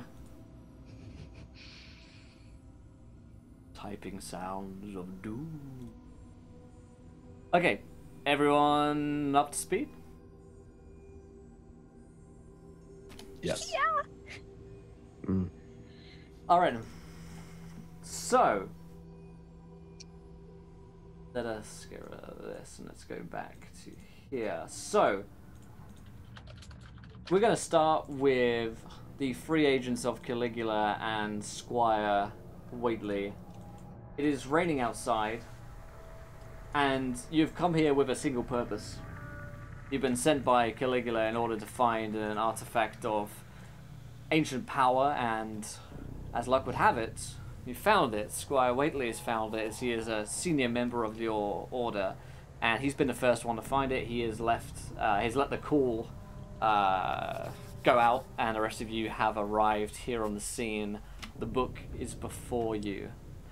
Don is playing Squire Whateley, and the three of you are playing the same members of Caligula before several of them were murdered by Lieutenant Martin Poole.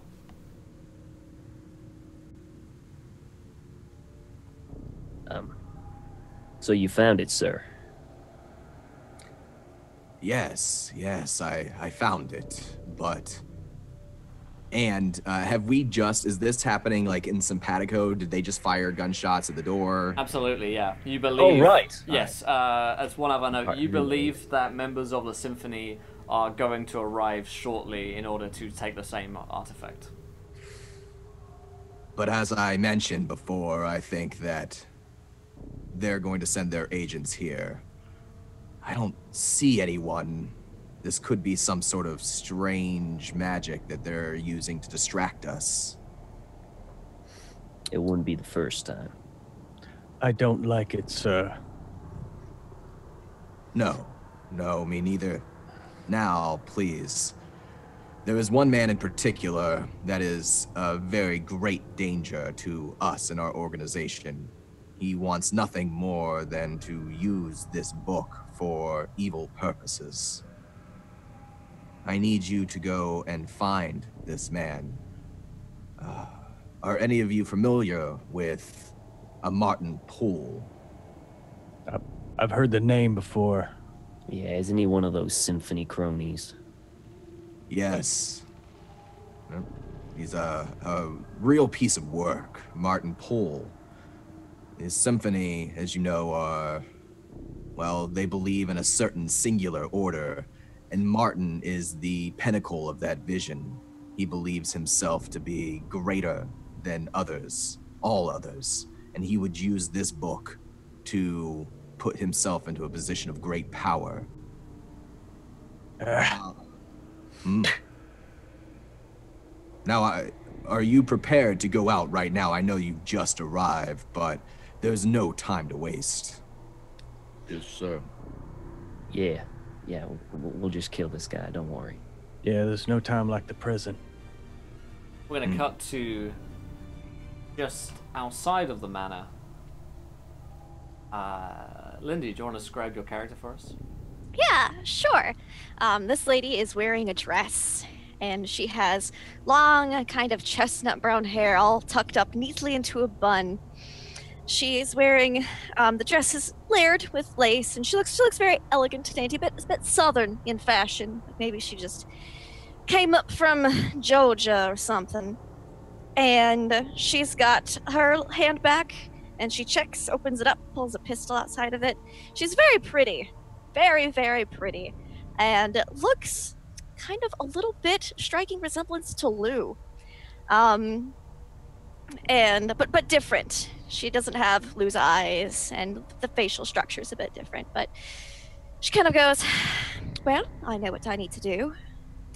Let's go get myself a book for the collection. And she boldly opens the front door and strides in. She's gotten she's heard about the layout of the house, and she is prepared to go in and get what her husband asked her to get. Indeed. She begins to move up the staircase as we cut back into the room with Whateley and the agents. Do you hear that? Someone's coming. Then he'll simmer and he'll go up again, gets his pistol and goes up against the wall. And... better not be the rain again. Whateley's starting to look really impatient, and his gaze keeps bouncing back and forth between the other agents and the book, and he started to kind of like rub the book in a circular motion, and he pulls his hand back and he says, well, what are you waiting for? Go and see what that is. I'll look at the other two and kind of shrug. If you say so, sir. Come on. Yes, sir. Walk out, gun drawn. Doing it like professionally, not just casually. Military. I'll cover his back as he moves out. Yeah, we all go out, get to the top of the stairs, I would assume, and secure the top of the stairs and Lindy, take a peek down. All right. Let's see. She is not great at stealth. But she succeeds, nevertheless. You are in hiding behind the bookcases. You see these 3 agents of Caligula coming out. Like a nice, big, heavy bookcase? Cool. Okay. She's gonna wait until they walk forward. Until all 3 of them are right there. And then she's gonna try to push the bookcase down on top of them. To Nice. trap them. Roll me strength.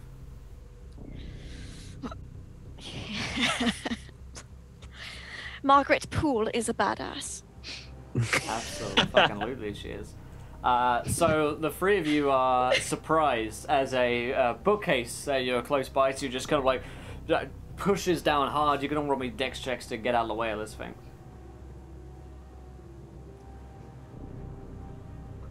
Hard success. Was a success. Sorry, I forgot I can roll actually on the thing now. Yeah. I failed. Nice. He is the elder of us. He is the Well, he does have a walking problem as well. Yeah, you are like Regis Philbin, right? I am. I look just like Regis Philbin, and I was the one that will eventually or already have killed her daughter. So this is good. Have at me. Yeah. You eventually jump out of the way, but this particular agent of Caligula, played by Greg, is like caught underneath the bookcase, sustaining some damage. Yeah, I'll give this one to... in fact, let's just roll a dex. For a group of you, and we'll see who can act first here. Me included, or am I out for a round? Yeah, you can be included there. Okay. There's that dex roll.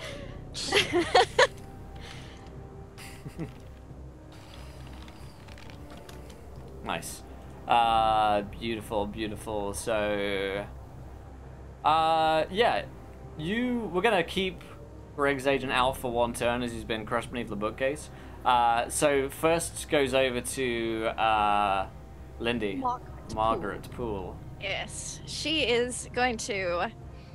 Obviously these guys are just the cronies. They're not the real deal here. So she threw the bookcase down, and then she is going to run towards, like, she's assuming they came out and probably hearing somebody coming. They didn't close the door behind them, so she's gonna run up the stairs towards whatever doors open and shoot at the agents standing Alrighty. behind her, so just to make him maybe try to get behind cover. Mhm. All right, so pew, pew. Nice. So the first one misses. Which agent are you going for between Red and Pruitt's here? Let's go for whichever one's closest, probably. Just gonna try to shoot him in the leg. Sure. Well, we'll say we'll say redundant because Pruitt got shot enough last week. So Red, your agent, like takes a shot to the shoulder. As this woman jumps out from behind the bookcase, you recognize her to be with this crazed intent in her eyes as being a member of the symphony, here to hunt your Necronomicon as you two are here to hunt it. Let's see, that's Margaret. So Red, we hand over to you. He'll slump. Why is it always the pretty ones? And he'll kind of duck into cover, and as she's running, just trace it and fire. Nice. Okay, so it is. I'm sorry, I'm just trying to figure it out. Here we go. If you go down to weapons, yeah. Oh, sorry, wrong one. I did it wrong. I did firearms roll instead of the weapons. I think it is the same. It's the same skill. So. Oh well, yeah, I got an extreme success for the firearms, but it doesn't do damage because. Yeah, I think rolled 5 on. Oh wait, yeah. Just roll. Yeah, Yeah, so just I'll roll a just do D10. it separate. Yeah, I'll roll a d10. 4. Nice. Okay. And you have 2 shots because you're. Oh, okay. It's over. Fire again, and that's But- another success and 7 damage. Yep. I believe that is enough to take down Margaret. It is. And as she gets shot once, she's gonna kind of keep running like forward a bit to try to get to her goal. Then she gets shot a second time, and she's gonna kind of just slump down, holding a necklace that she's wearing. Yeah. You see this woman jump out. You shoot her twice as she gets to you, and she just slumps down onto the ground, clutching this necklace to her hand, defeated. Oh, for God's sake! Oh, could you get him out of the bookcase? Oh, Trap. Try to pick him up out of that. You mean make a strength roll or anything? Thank you. Yeah, you could just pull him out there. Okay. So you just heave him off the bookcase off from him as this woman's lying dead on the ground. You don't recognize her face, but you can tell that she was probably only after one thing, and that was the Necronomicon. But she's bleeding out, dead on the floor. I go over. I kick her over so I could see her, and just is she dead, or is she still conscious? She's probably still breathing just a little bit. She's not Check her conscious. Very lucidly. Okay. Looks like she's probably about to pass out. I'm gonna go down and say, "Is anyone else coming?" You're muted. Mute. Should just be like, "Fuck you." And I just put the gun to her head and pull the trigger. Yeah, you blow her brains out. My guy checks her wrist to make sure she has the symphony tattoo. She does. Oh, thank God for that. If it was just delivery, would be in trouble. She has takeout. Damn it! Who ordered Chinese? What do we think? That's it? Think there's any more? If that's it, then no. I think there's more coming. I mean, I'm gonna patch myself. Could someone patch this up? Yeah, I'll try. I don't know if I have first aid or not, but You do now. Get out of the way. Let Regis try. That's do it. That'll do it. So you heal one another up, and you realize that you've left the squire with the Necronomicon undefended. Okay, let's head back up. Well, yeah.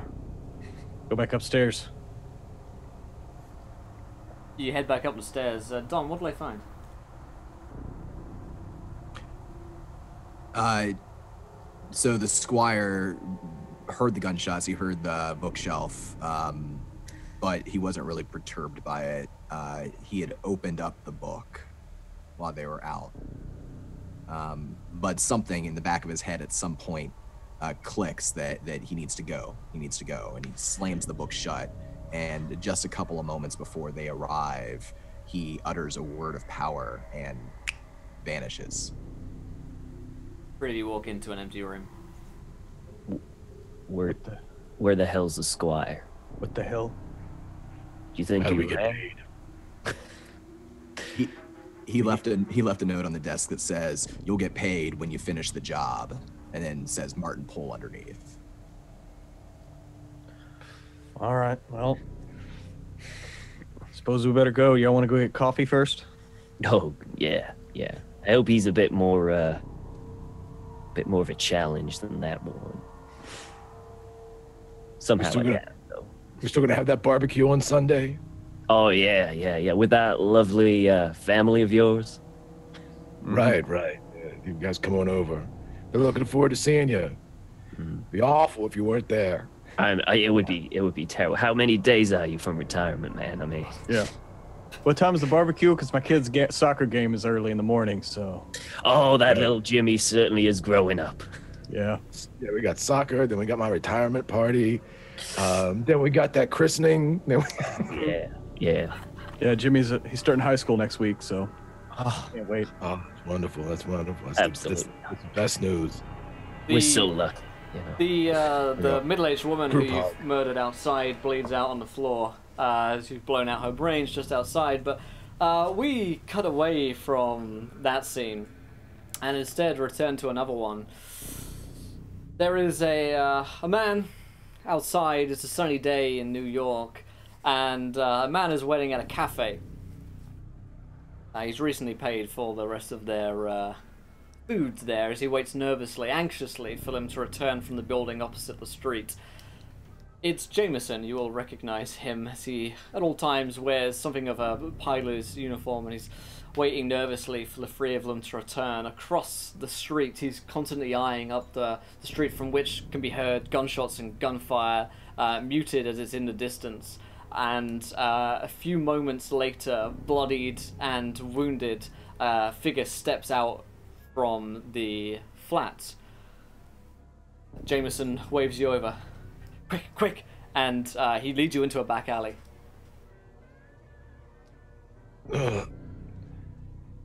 Porthos, D'Artagnan, they're both dead. They're dead, really? How? How could this happen? They're no longer breathing. They have ceased to be. They are dead. Are you okay? And he starts to like try and patch you up. Are you all right? I got hit by something. I don't know what it was. The sky. We weren't ready for the terror that is Martin Poole. Oh God, sir. That's just as predicted. I knew. I'm getting too old for this shit. Yes, well, you're badly wounded. The police are coming.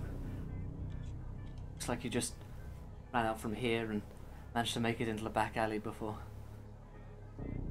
Yes, it has to be this way. This might not be the right time, but I was supposed to get 1/3 of the pay, but I think now it would be more like 3/3 of the pay. It's fine. I'll handle everything. The Squire's handled everything. And he shoots you dead.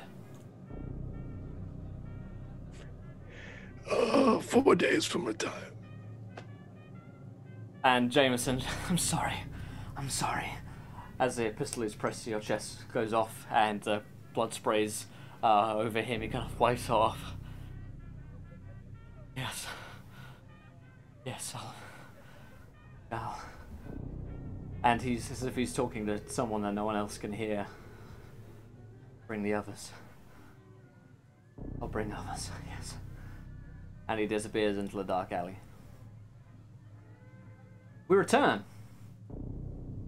to our current time with our current characters, you all reappear from your visions, remembering what happened and having watched all of the visions there. The ghosts are no longer in sight. The ghostly Necronomicon is no longer in sight either. You're in the room. The gunshots where they shot were still there. There's evidence of them having been there and having shot. And outside, there is a pool of blood and a necklace. This is where the woman was shot. A dried pool of blood, yes? Pretty dried, yeah. Okay, okay. This is a stain which you're never getting out when you blow someone's brains out and shoot them several times onto floorboard.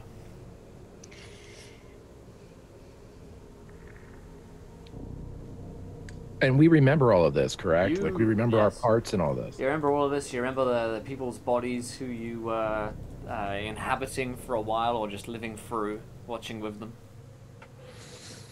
Lou's gonna go over to that dried pool of blood. It is worth noting that only Lou is aware that this is her mother's death site. Well, I guess the Necronomicon isn't here. But it was a. Wait a minute. So I know who I was. I know who you were. I know who Jimbo was.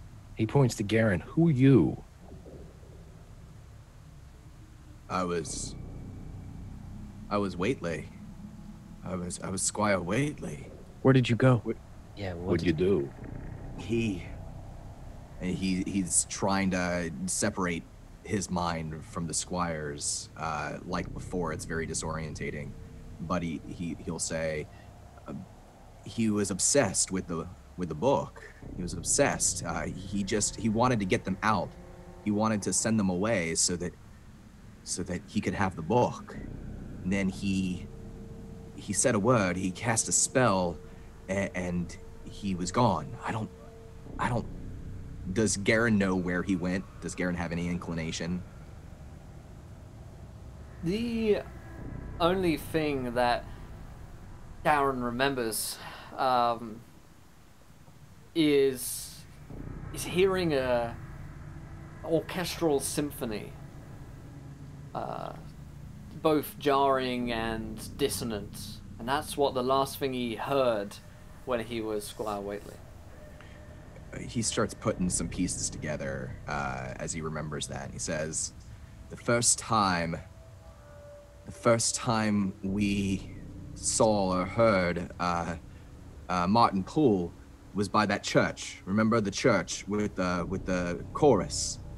When I heard Squire, when I was Squire and he went away, when he used his magic, I heard a symphony, an orchestra.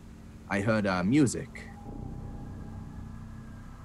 I don't know if that's where he went or not, but I don't know. I just have a gut thing, I guess. I mean, do you remember what? I don't know if it works like this, but do you remember the word he said? Could you duplicate that? I don't know. I mean, It's a word in the tongue that you didn't understand and probably required some form of spell component as well.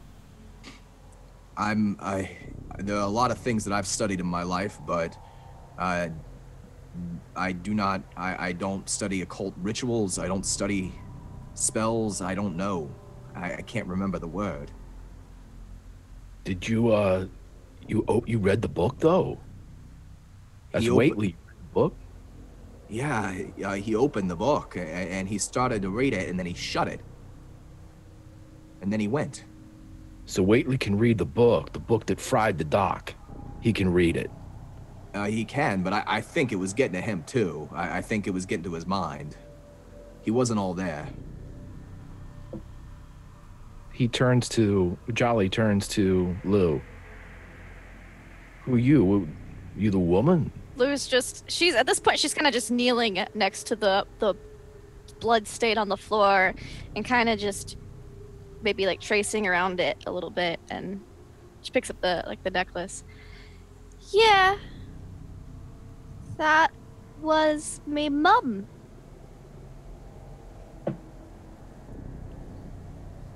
Your mom. Yep. Garen will go down and kneel down next to her and offer a hand. Can we stop having flashbacks where I am a person who dies? Because it's not very fun. I agree. It's these rings, right? It's these rings that son of a bitch gave us. I don't know. There's But- a reason why we're seeing this, though. There's a reason. There's something in it that's telling us.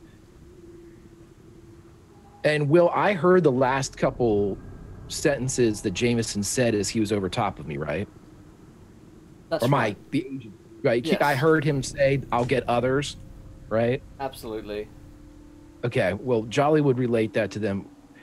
Jameson, that fucking pilot that we had, he was over top of whoever the hell I was. I mean, I was 4 days from retirement. This guy shoots me in the belly, and then he says he's going to get others. Is that us? Perhaps Go to get us? it would make sense. Yet I don't believe he's in a position to shoot us in the belly. But the squire was too young. Who else was he going to get? If it wasn't us, who was it? Because the squire's wicked old now. It's possible that the Necronomicon did that to him, aged him, perhaps. I do not know. This is sheer speculation. Well, but You're the one to speculate, man. You're the only one that understands this shit. Somewhat. Yeah. well, yeah, but I mean, in the vision though, like, if that's supposed to be Lou, she was a child, so this happened a long time ago, right? So this has been going on for a long time? Or it's possible that it took him a long time to get additional Caligula agents. You can roll me an idea roll here, Sloan. Okay. He could have been trying for years, too. Possible. I think my ID. Oh, yeah, I pass. My ID was 90. I'm quite A couple of intelligent. things jump to your mind. Like, it is possible that the Squire was aged by the Necronomicon, but the timeline doesn't fit for Lou. So you can discount that for the most part. Although it probably does have some aging effects. I mean, it's Yeah. not going to improve your skin any much. I mean, the thing is made of dead human skin after all. But you remember Professor Armitage talking about people in this valley believing that only on certain dates and certain years and certain times are these things possible. And also, there was a great deal of other Sloan did a lot of star charting and star mapping, believing certain dates and times and years were ones of particular significance. So it's possible that Jameson has been ferrying people here a lot. Or it's possible that you guys are the first, and you just happen to be on the right time and date. Either way, Sloan, you know that Caligula is compromised, because Jameson was a trusted member of Caligula, as far as you knew. Right, so either Caligula I would is... imagine Whateley was as well, considering he was the higher up. Sure, you hadn't heard of Whateley, but you had contact with Jameson, so... Yeah. Either he was a trusted member of Caligula, and therefore your organization is compromised, or Jameson just managed to convince you all that he was still a member of Caligula. Will, do we, in our vision, do we remember what day it was? Like, were we looking at a newspaper or anything like that? You don't know. You don't have Okay. a specific date. Okay. It would line up loosely with when Lou was 8 to 10 years old, though. So or in 27 now. And how old is Lou? Lou is. She's not exactly positive. She's 23-ish. So yeah. Okay. So the time would line up to. I don't know. Math. In the 1900s, early 1900s. Yeah, Yeah. 1912. You said it's 27, right? Yeah, 12, 13. Yeah, 1912. If it's 15 years ago. Yeah. One thing is blatantly certain is that Caligula has been compromised. Hmm. Well, I don't think Caligula matters anymore to me. As far as I'm concerned, the four of us here and maybe Felix, if he keeps working hard, we're what's mattering. We're the ones that can make things better, can stop this. And I don't trust anyone that ain't here in this group, and maybe Felix. He's warming to you, Felix. Well, I mean, I just want to get out of this alive. Okay? So whatever that takes, I'm willing to do it. So. And Sloan will eye him suspiciously and go, yes, I believe you will. Anyway, it is quite clear that the Necronomicon is not here.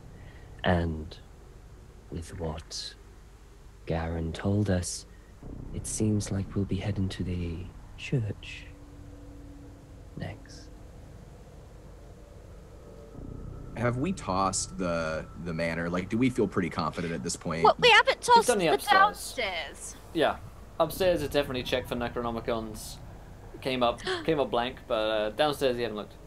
I do not believe we will find anything of interest. Well, it doesn't hurt to check the downstairs too. We Louis. did come all the way here through that painting. Through the asylum. We had to go through the asylum to get here. We're not leaving before we're done. Very well, if you wish to search the downstairs, Yes. please feel free. And I will search this room, see if there is of any interest or beneficial to us. Jolly stays with Sloan. Garen will go with Lou. Okay. Toss everything, and I'm pretty upset. Toss it all. Lou, you can run me a spot hidden. Rage looting. Rage loot, yeah. She's mad. She's died twice. Once was her mom. That's an extreme. Nice. And Garen was it that's going with Lou? Yeah. Okay, you can run me a spot hidden as well, Garen. All right. I'm assuming you guys are searching different rooms and looking at different bits and bobs. Yeah, he doesn't want to get too far away from her just in case something terrible happens, but he'll succeed on his too. Nice. So you head downstairs of the manor, and you start looking around various different rooms around here. Some of them are like servants' quarters and hold things of little interest in them whatsoever. But some of these books around here are, interesting. You don't know who owned this manor long ago, and who this manor really belongs to. But whoever they were certainly kept a whole load of books around here, not just in the upstairs libraries, but his downstairs ones as well. And there are many books on the occult. So each of you find books of occult nature. Lou finds one which is on European cults specifically, which may very well include Caligula and the symphony. And Garen finds one entitled Caligula, Unraveling the Mystery by Ryan Hawkes. I just can't get away from this guy. He'll keep it. He'll flip through it. We already have his autograph in another book. He's a fan. He's written it's like a spy novel, semi-fictional, you're fairly sure, and semi rumors and things that have been discovered around here. There's no date on the book, so you're not sure where it came from or when he printed this book, or if it indeed is Ryan Hawkes from our own timeline, or if this is the darkest timeline where Ryan Hawkes is a successful writer. But certainly, this Ryan has written a book specifically on Caligula. He claims to have met and known many members of Caligula over his time. Oh man, that's the reason I became a spy. That book. He'll keep the book. Did he happen to notice anything about Squire Whateley? Maybe as he was flipping through. You'd need a big long read through. There's no chapter entitled Squire Whateley. Okay. He'll store it away. for Yeah. future reading. Most of the titles of the chapters are salacious or ridiculous. So all Lou finds is a bunch of boring books. Does she find anything interesting? Like, interesting. Not really. In terms of things that Lou would be interested Boring. in, no. Other than the necklace, it is in fact something of a locket as well. It pops open and it has on one side it has a picture of Martin Poole, younger, and one picture on the other side of a little Lou. Oh. She's like, oh my gosh, it opens. Really good at opening things. Are there scissors in this house? Can I find some scissors with that extreme success? Yeah. Okay, cool. I take some scissors. Good. Okay. I have plans. It's okay. I don't want to ask. So, while- yeah, go ahead. I was just gonna say, while we're upstairs, Jolly comes over to Sloane and says, "Hey, you got any of those empty vials of that laudanum?" Empty, yes. And May I have? he takes one up and passes it to him. Thank you. He goes out into the hallway and, with the point of his knife, collects as much of the blood as he can that is still semi-congealed out there and puts it into the vial. Okay. Are Sloane and Felix doing anything whilst everyone else is searching the house? I'm going to search the office, see if there's anything of interest there. Okay. Felix? Yeah, I'm gonna do the same. Just kind of looking around, like it was here. I saw it. Yeah, you guys can roll me spot hiddenness. There you go. Oh, no. Don't see a thing. Yeah, you guys take a look around. It's sort of boring old stuffy books. Some of them are like decaying and, you know, like pages of missing and fallen out and dusty and musty. There's nothing too interesting around here other than the blood marks on the floor. I will remind you guys that physically you guys are probably fairly shattered. It's been a long time since anyone has managed to get any kind of rest. And if you do take a rest here, I'll allow you to regain a d6 of sanity and a d6 of health as well if anyone's lost any. This would of course require you spending the equivalent of a long rest, which is to say 6 to 8 hours. Well, how But can we we haven't had one of those in the like nice. 2 days' time. Exactly. So I take the nicest bedroom. Of course. Garen joining you. Yeah. Well, I was gonna invite him. I'll keep watch. You know, we'll take turns. Take turns watching each other. That's not Felix. Sorry, I'm new. I don't get the dynamic, so. But I was thinking we could hang out and chat a bit, and then we could cuddle, and sleep. Sloane is going to rest, but not sleep. Okay. Yeah, Felix finds a quiet corner and is asleep like inside of a minute. Okay. Yeah. There you go. Jolly's asleep too. Okay. And Don? Well, yeah. I'm happy to sit down and have a. We can talk. Are you doing all right? I know it's been you've dealt with a lot today. Yeah, no, I'm very much not okay, but I feel like, all things considered, I haven't quite cracked yet, so that's good. Yes, yeah. I think that you're holding up real well. Oh. It's kind of amazing, to be honest. I don't know. I don't think if I were you, I wouldn't be doing half as well as you're doing. Well, yeah, it helps having good friends. And Larry. Oh yeah. Now Larry, he's getting pretty big there. That doesn't bother you at all. You're not concerned about that. He's a growing slug. I mean, how big are slugs supposed to get? I thought they just never stopped growing. Like ears. Your ears. How long never is a piece of stopped rope? growing. Did you know that? It's a fun fact. I did not. I did not know that. And I suppose I've never seen a slug that big, but it's not the weirdest thing. And he's really friendly. And look, he's learning tricks. And because of a wild magic surging elastic, I command him to, like, roll over. He does. Roll over, Larry. See? It's like a slimy puppy. Garen will give very, very tentatively. He'll like give a belly scratch, the equivalent of to the slug. Yeah, he's real nice there. He's a real nice slug. Do we hear that noise from the other room? If you're listening in, you would, but it's not loud enough I am to. certainly not listening in. He's brave, but he's not that brave.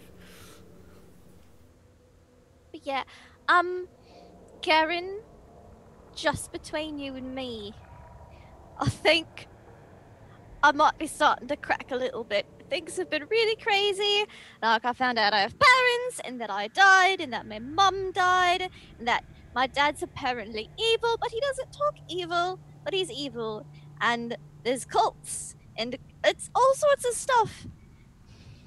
But you're nice, so that's good. And Jolly's nice, and Larry's nice, and Sloane's nice, and I don't know about Jimbo, but he seems okay. And I'm really glad you're here. Garen looks like he there's something that he wants to say, but as he's listening to you, but he kind of closes his eyes for a second. He says, "It's been a lot, but I'm glad we're all together. I miss the doc. Yeah. But He used to put pins in things. he put a lot of pins. Lou, I know that you feel real bad right now, and I don't know what I can say to you to make any of this that we're dealing with better. I don't know myself how to process this for me, but I promise Are you doing all right? Well, I'm starting to feel a little afraid, but I think some rest and some time. We've got to be close to the end of this. We got to be, and we're gonna come through. We're strong people. We're gonna make things better, and then we're gonna go on and move on. And I know that you're gonna be okay. You just gotta always believe in yourself, just like you have. You know, you're not crazy. You're just tired. Very, very tired. You look tired. Yep, I am tired. Well, then we should sleep. Okay. And she's gonna kind of just give you like a big hug, and kind of just put her head on your shoulder. Well, I don't think she can reach that high. She's just gonna kind of bury her face in you. And he'll keep his head propped up and kind of keep an eye out, because they are in Squire Whateley's manor. He'll look down and kind of wait until she's asleep. He'll say, once he thinks she is asleep, he'll say, one day when things are a little less crazy, one day. And then he'll eventually drift off too. For this moment of human connection, you guys can up your dice to a D8 rather than a D6 of sanity restore, as you feel a little bit more human for connecting with another person. However, not all of us are having restful nights. Not all of us are having nice little sleeps. There's one of us, one of our number, who is having a particularly fitful, restless, torturous night. And that would be Felix Kruger. Felix, as you descend instantly back into your sleep that you've been craving for so long, you're having a nightmare, and that nightmare becomes reality, as once again you find yourself in a chamber of the symphony, with Lieutenant Martin Paul and the other members of the symphony around you, all wearing their white hooded robes. He takes his down to look at you. Ah, Mr. Kruger, it is another day, another dollar, another day for you to get to your task, is it not? I thought I'd best remind you the deal we have. Yeah, you... Okay. you obviously don't trust me, or why am I back here? Because I need to guarantee you get the job done, Mr. Kruger. I felt we ended our last conversation with too much understanding on your part that maybe you didn't have to do this. See, the old me, I would have just let you run on your way and say, hey, I believe that he'll do this. He's looking to save his own life. I gave him a good deal. I gave him a good proposition. I believe he understood and took it. But now, after a little incident I had a few years ago, I found myself a little bit more cautious. So I'd like to give you a demonstration. Demonstration? That's right, of what we're capable of doing here if you don't do what you're told. The things that are awaiting you if you don't get your hands on that book of mine. All right. Well, this is certainly one way to breed loyalty. Mr. Kruger, do you have any family? No, not that I know of. Any close friends or allies of yours? I thought that the symphony was my ally. So, I mean, counting y'all. You're a real loner type, aren't you, Mr. Kruger? Well, I mean, that's one of the reasons why y'all sought me out. I mean, that's what the guy told me. You know, I'm perfect for y'all. I mean, not a lot of connections. Even you don't even have a pet or a companion you keep by your side. I mean, my daughter, she has a slug. It's a strange creature for sure, but it keeps her company. You must get lonely, you know? Yeah, I mean, you know, not really. No, I had a dog. He got ran over. Didn't get another one after that. So I don't know. I mean, why do you ask? Well, Paul Cujo, sorry to hear that. Well, I just wanted you to understand that while you may be alone right now, you may be truly disconnected from everyone. Indeed, like the most of us here, him over there, he doesn't have nothing either. When he came here, we make sure that all our members have no external ties. It's friends, animals, make sure we get rid of them all, because truly the most lonely thing that you could ever experience is being disconnected from this family of ours. This symphony we have going here, because a symphony requires many working parts, Mr. Kruger.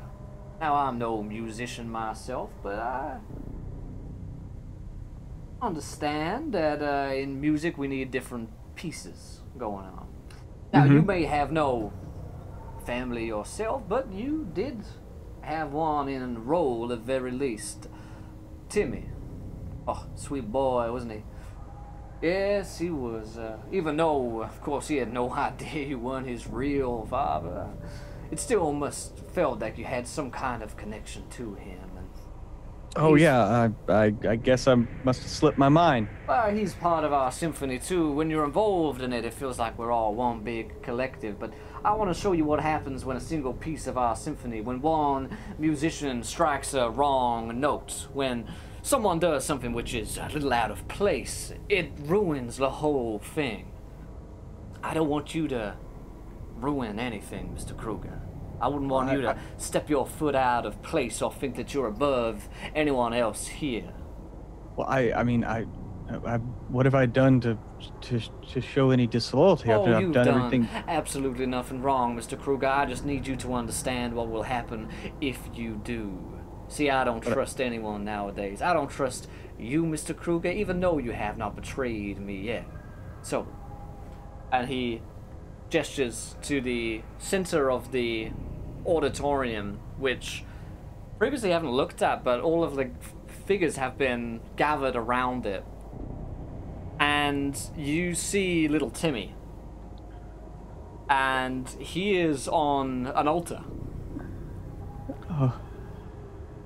And hell he is has this? been linked up to what can only be described as a a network of tentacles, which have pressed themselves into parts of him. And his screams are being conducted by one of these members in the white robe with the hood on, who is conducting it like an orchestra. And as he moves, the tentacles move and different screams and sounds come out from the boy. And Lieutenant Martin Paul watches on. Well, you see, Mr. Kruger, this is our symphony we have going right now, and I would very much hate it to end. So you understand me good. If you want that boy to survive, and if you want to survive and not end up on my table, then you will get your hands on that book. Are we clear, Mr. Kruger? Crystal clear, sir. Good. Now, I think it's time you get back to your job, Mr. Kruger, and I think it's time I get back to mine. Yes, sir. Get to the church, find where Whateley is, where he left that book. Do not disappoint me. It's already done. And if you tell Lucille about this, well, I do not envy what we would do to you. Kind of looks over at Timmy and then back and be like, it won't be a problem, sir. Good man. And you wake up from your fitful sleep at the end and wake up in, cold sweat.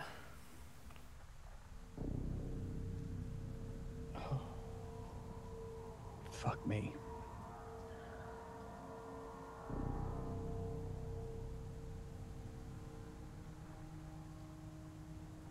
The rest of you, it's been 6 to 8 hours, so you've gotten some rest, gotten some sleep, and you're feeling ready to go again.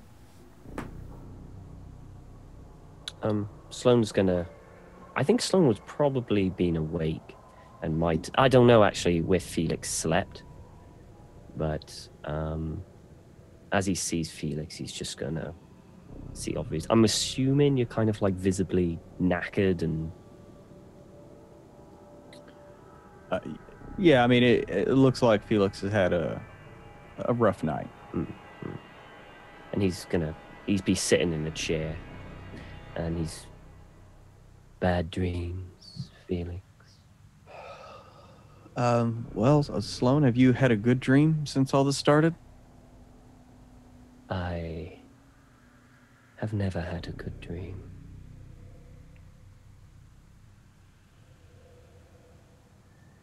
But I can't imagine this is a good place that you'll get sweet dreams here. No, I'd imagine not. How well do you know Caligula? I have been in Caligula all of my life. And how do you know you're on the right side? Most of the time I don't. However, I do what I feel is right, and they haven't gotten rid of me so far, so I must be doing something.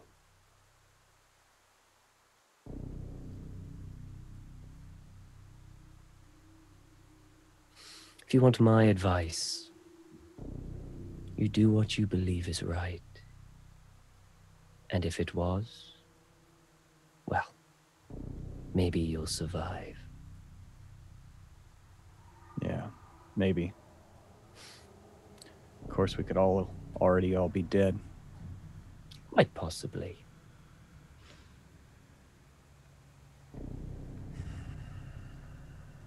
Have you seen the others? No, I haven't. Thought I heard something from Garen in Lou's room, but I could have been dreaming. Yes, I tend to tone that out. I dread to think what was going on in there. Too bad he's a priest. Well, ex-priest, I believe.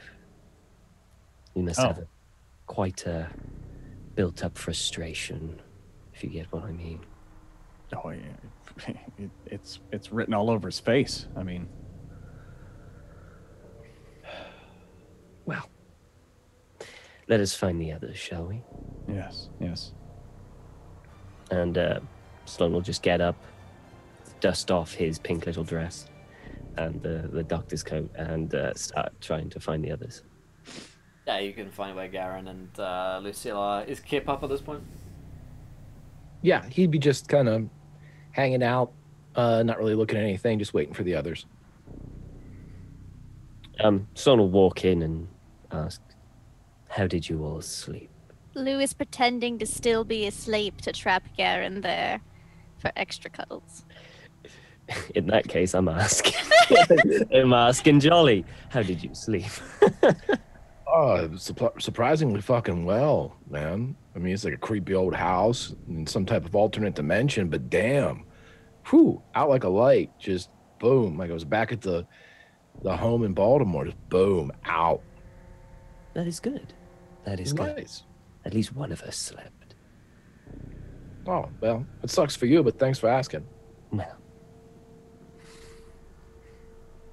have you seen the other two? I'm not going in there. Yes, I am somewhat reluctant myself. However, I do believe we should get moving. You'll take a deep breath and go up to the door and like knock it. Let's just kick it in. Take him in a rush. I'd rather not. Garen probably would have woken up after a normal amount of sleep and hearing people moving around outside. He'll kind of gently try to wake up Lou and say, Lou, it's time. I don't know. I don't want to go to school yet. I'm homeless. I don't have to go to school. No, not school, but we gotta do work, Lou. Oh, Garen. Oh, good morning. Oh. Good morning. Hope you slept well. You feeling? I slept the best that I've slept in as long as I can remember. How did you sleep? I slept pretty good. Pretty good, Lou. Good. I slept pretty good. Good. Do you want me to make you breakfast? Well, I don't know if I want to eat any of the food that's here. Oh, don't worry. Don't I know have you what's covered. been. And I'll open my hobo knapsack and I'll pull out some canned sardines that I nicked. Like several days ago. Yeah.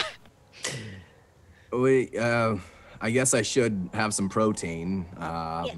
And then he'll reluctantly eat the sardines. And I'll be like, come in! And I'll just be like sitting on the bed eating sardines. Sloan will very slowly and reluctantly open the door and go in, like having the door on this so he's not visibly seeing the bed. We should get moving. Do you want some sardines? Just eating sardines, Sloan. Oh, breakfast in bed after. It's a good man. Felix walks by. From out in the hallway, yeah, get your strength back up. Jolly joins Felix. Yep, yeah, I'm coming. Eat the rest of this little handful and say, I'm sure you did. We should get going now. Yep. I mean, I'm glad we had breakfast. It's good, Nothing like fish in the morning. What I always say.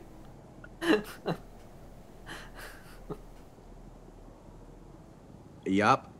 And he'll get up and gather his stuff to leave. Yeah. Lou will pack up her little hobo knapsack, sling it over his shoulder. Alrighty. Go.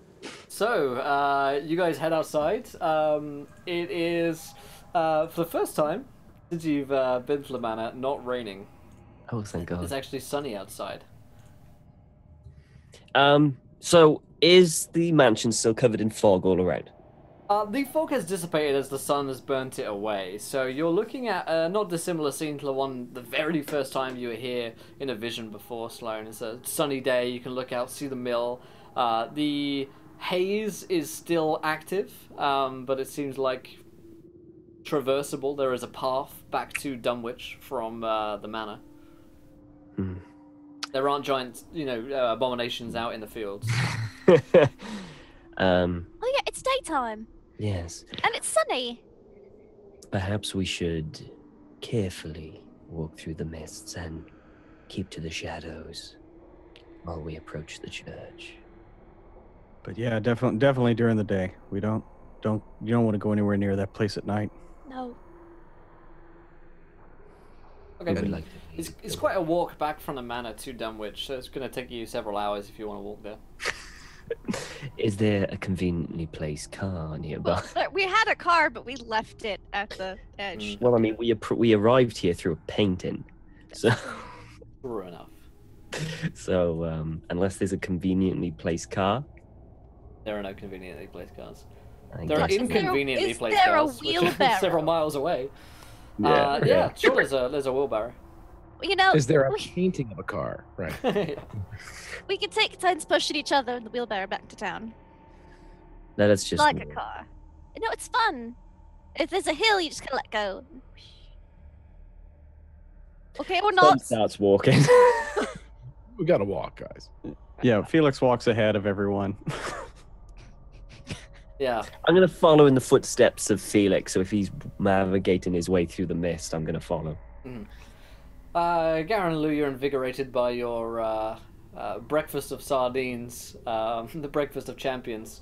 As you push forward under the sun, it's quite a hot day, so it is a little bit taxing actually. Walking for several hours, you're going to feel like pretty sweaty and tired by the time you get to Dunwich itself. And Thank God I'm wearing a dress. yeah, exactly.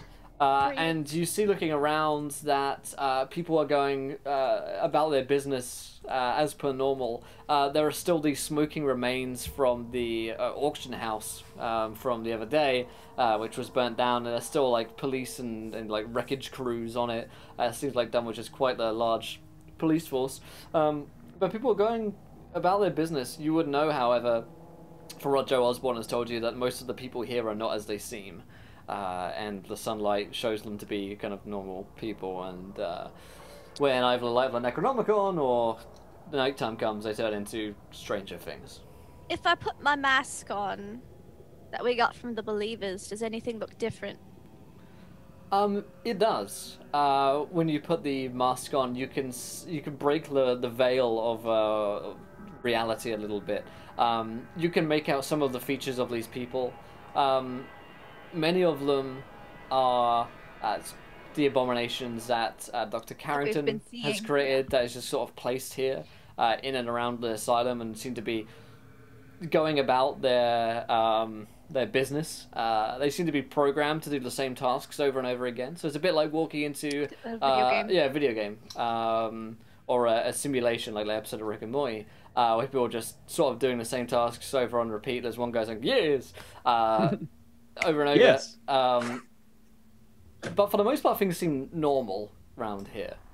When you don't have the mask on, people seem to be a little bit more intelligent than they truly are. When you have the mask off, when you have the mask on, you can see that they're doing like sort of pointless tasks. You know, like why does he keep trying to pull buckets of water out and then they just put them back in and he lifts the bucket out again. When you have the mask off, you can see that he's like doing this task to fill up several different buckets of water. So it's little things like that that the masks seem to be able to differentiate between.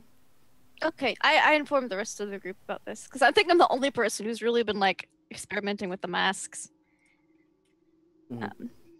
So yeah, things look weird, but they're not people. The church is one of the main buildings in Dunwich that you can see. It is locked and barred, and currently does not have the symphony of discordant music wailing from it. That seems to only come at night. But there is a big heavy chain over it, and it's one of the most central buildings within Dunwich, so you'd be certain that no one would be able to get in here without others seeing it.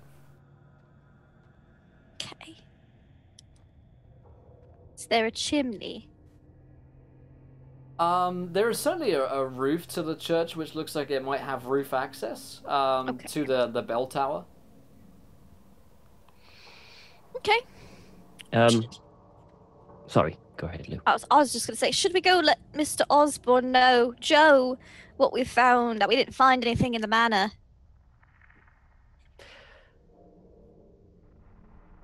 I think that we should just head to the church and not involve anyone else. For I believe that we cannot trust anyone else. If we cannot trust members of Caligula, we definitely cannot trust members of the symphony. And all that we can do is trust ourselves. No offense, Felix, but you are one of us. None taken. I'm with you now, Joe Osborne, one of the believers, but we have no reason to trust them either. Seems like everyone's got their own intentions on that book. But how are we going to get into the church without getting spotted?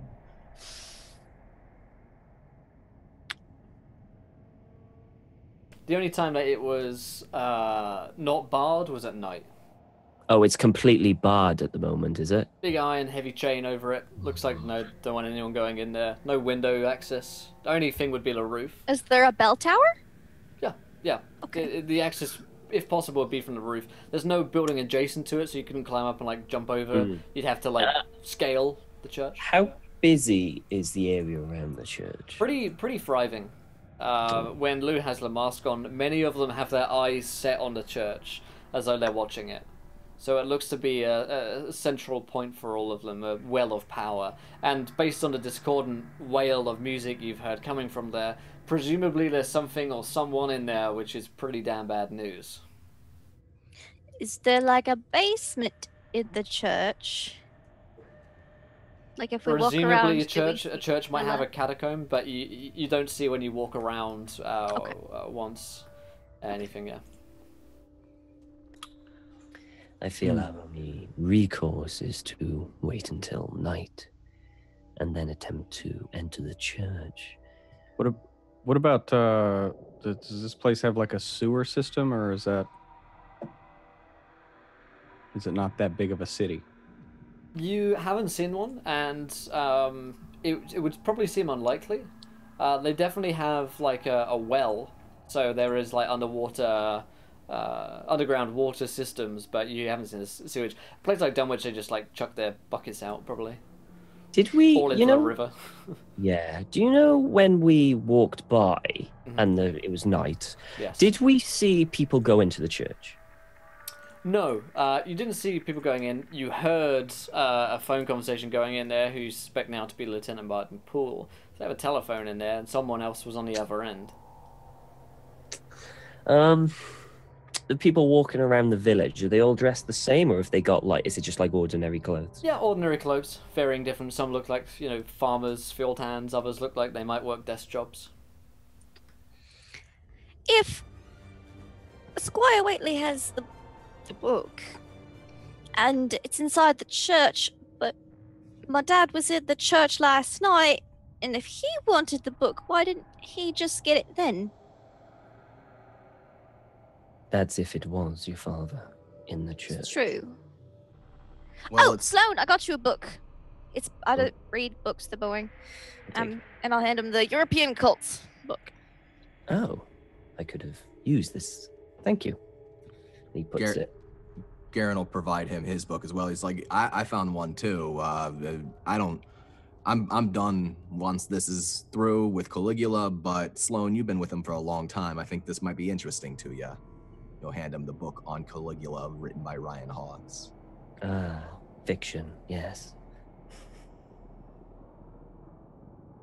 If we're gonna sneak into the church at night, we're gonna have a better way to protect ourselves from whatever that music is. And that wax in our ears did a little bit of the work, but we weren't that close. If we're inside, it's gonna be a lot harder to drown that sound out. And I fear to think what might happen to us if we don't have protection.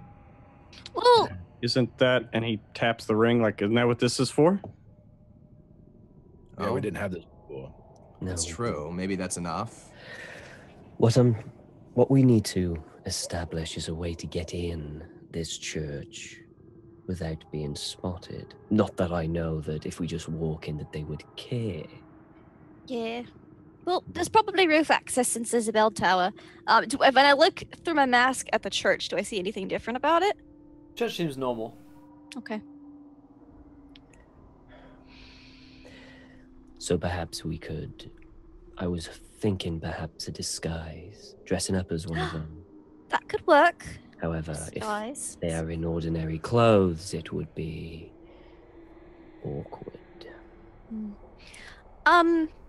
Also, I could, if we need to prepare, you read books, we get disguises and whatnot.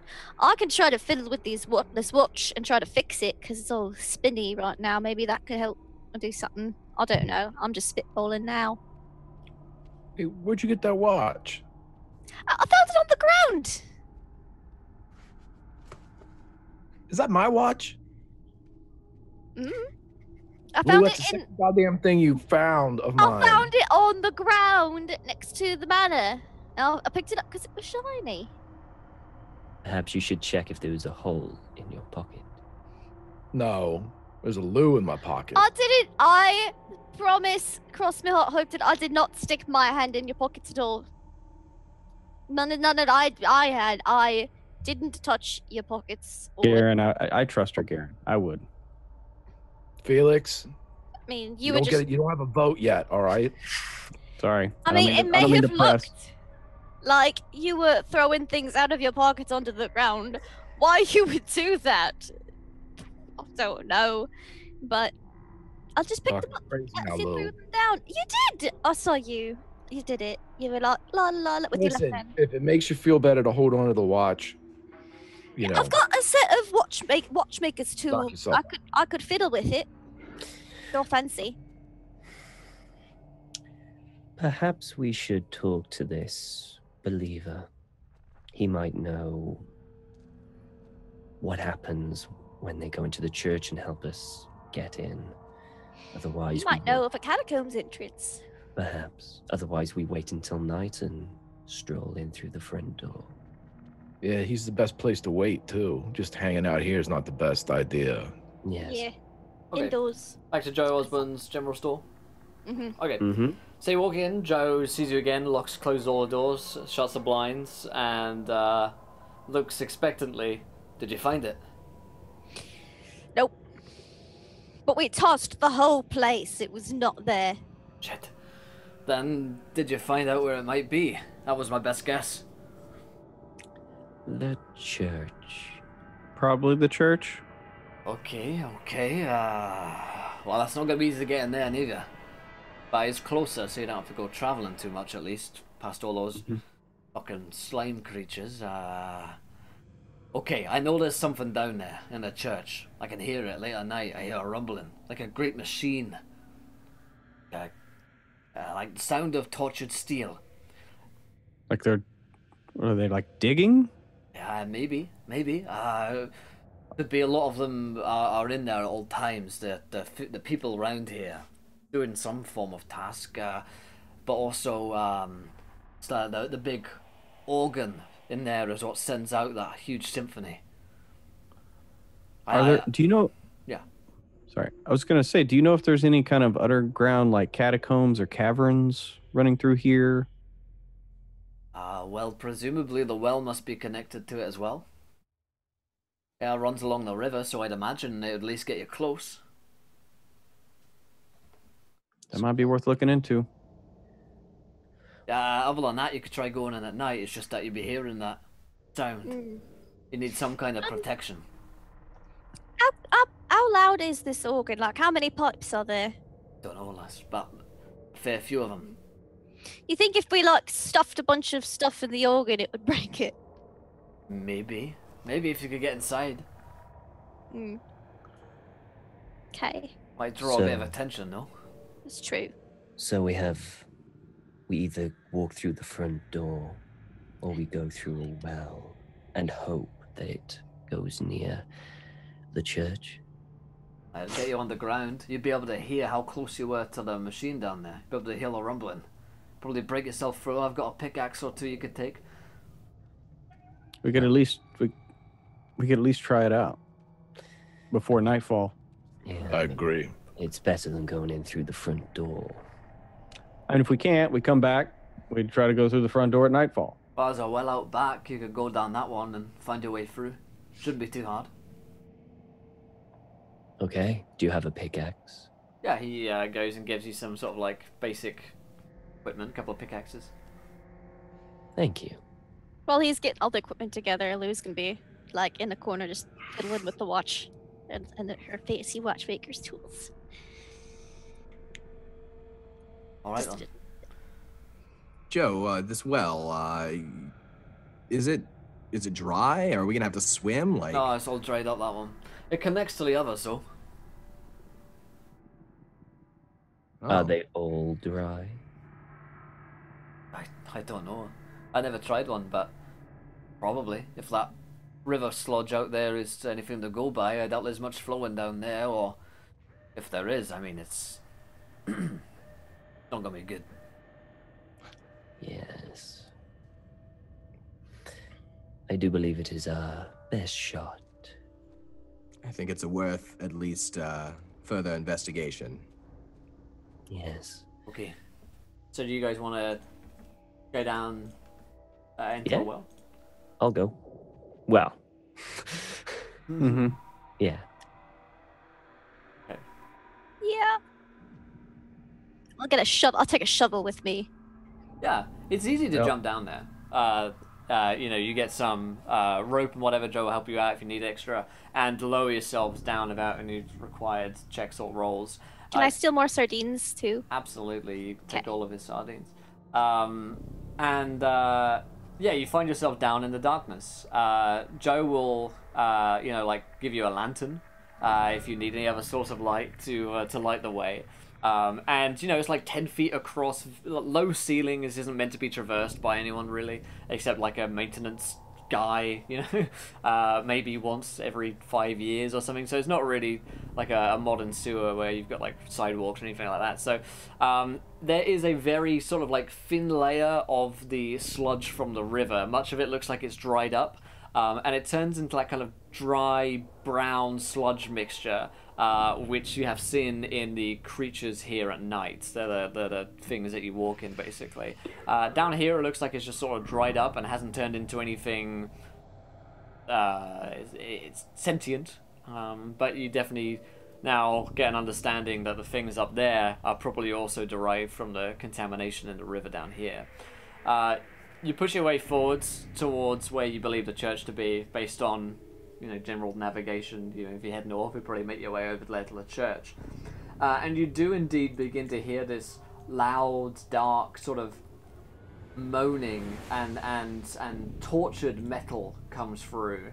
The sound of something really screeching against one another. It's similar to that sound of that blast door that you had closed on you before. That's kind of like of metal just like against each other without being like properly lubricated, and a machine that's been running on empty for a while.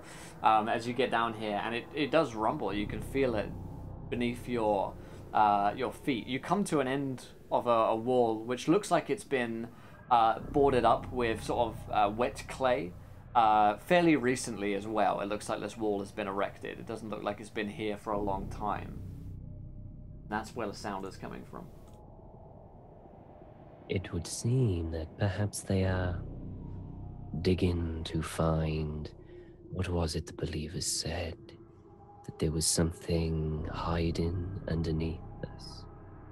Was it Abhoth? I can't remember. There's also the Hyperboreans. Their civilization is supposedly buried beneath this region. And there were many artifacts and temples constructed that might be buried as well. Well,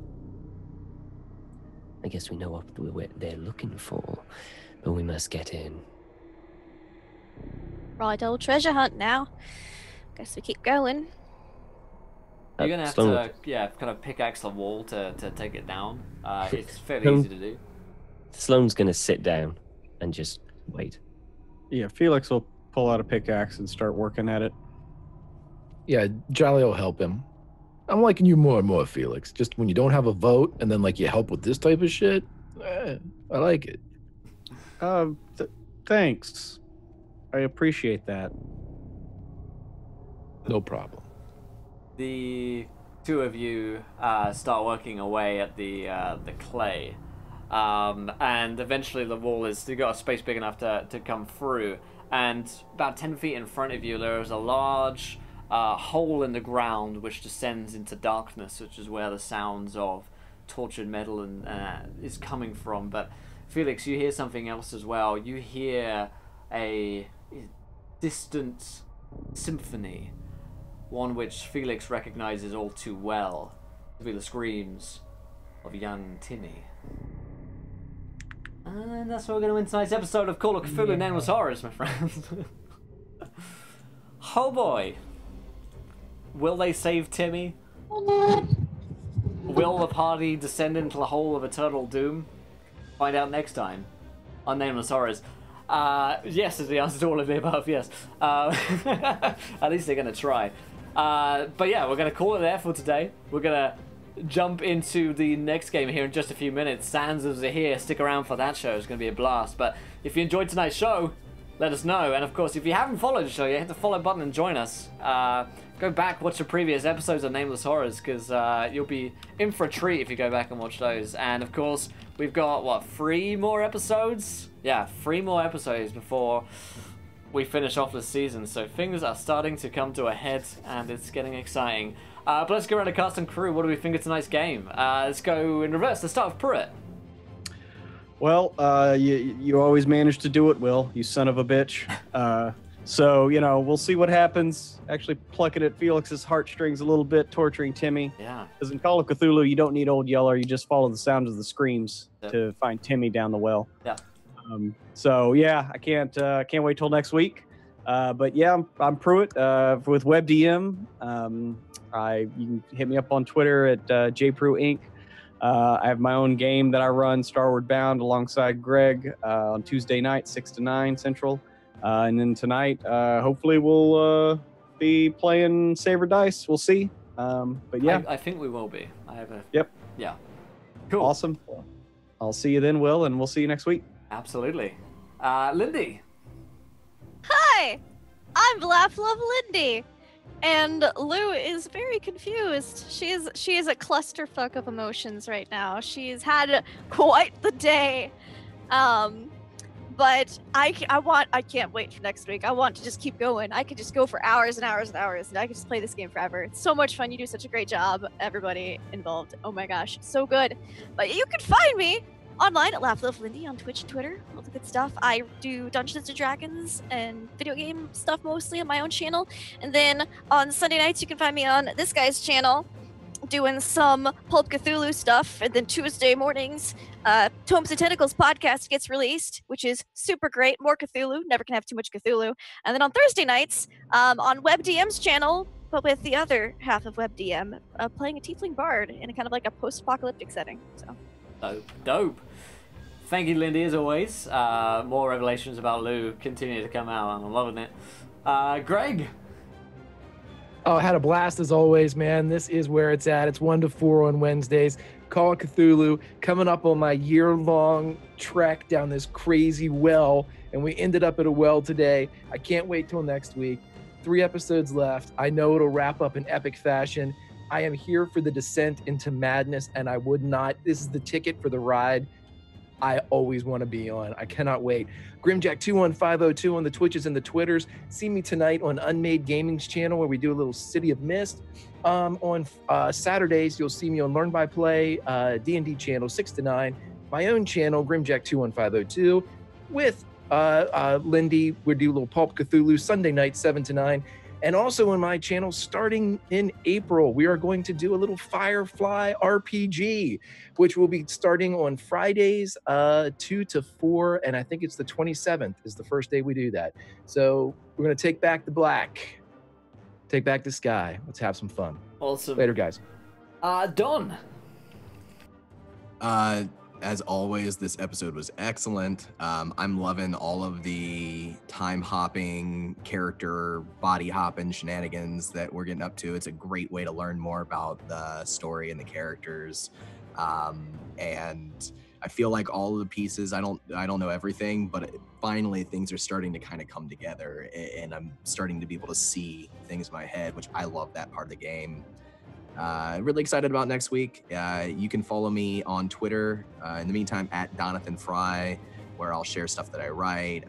My webcomic, I release new pages on Friday, part of Tombs and Tentacles, which is awesome, on Tuesdays. And then on April 26th, the podcast I produce and am part of Dice Tribe, which is D&D fantasy adventure, will be launching on April 26th. I'm excited about that too.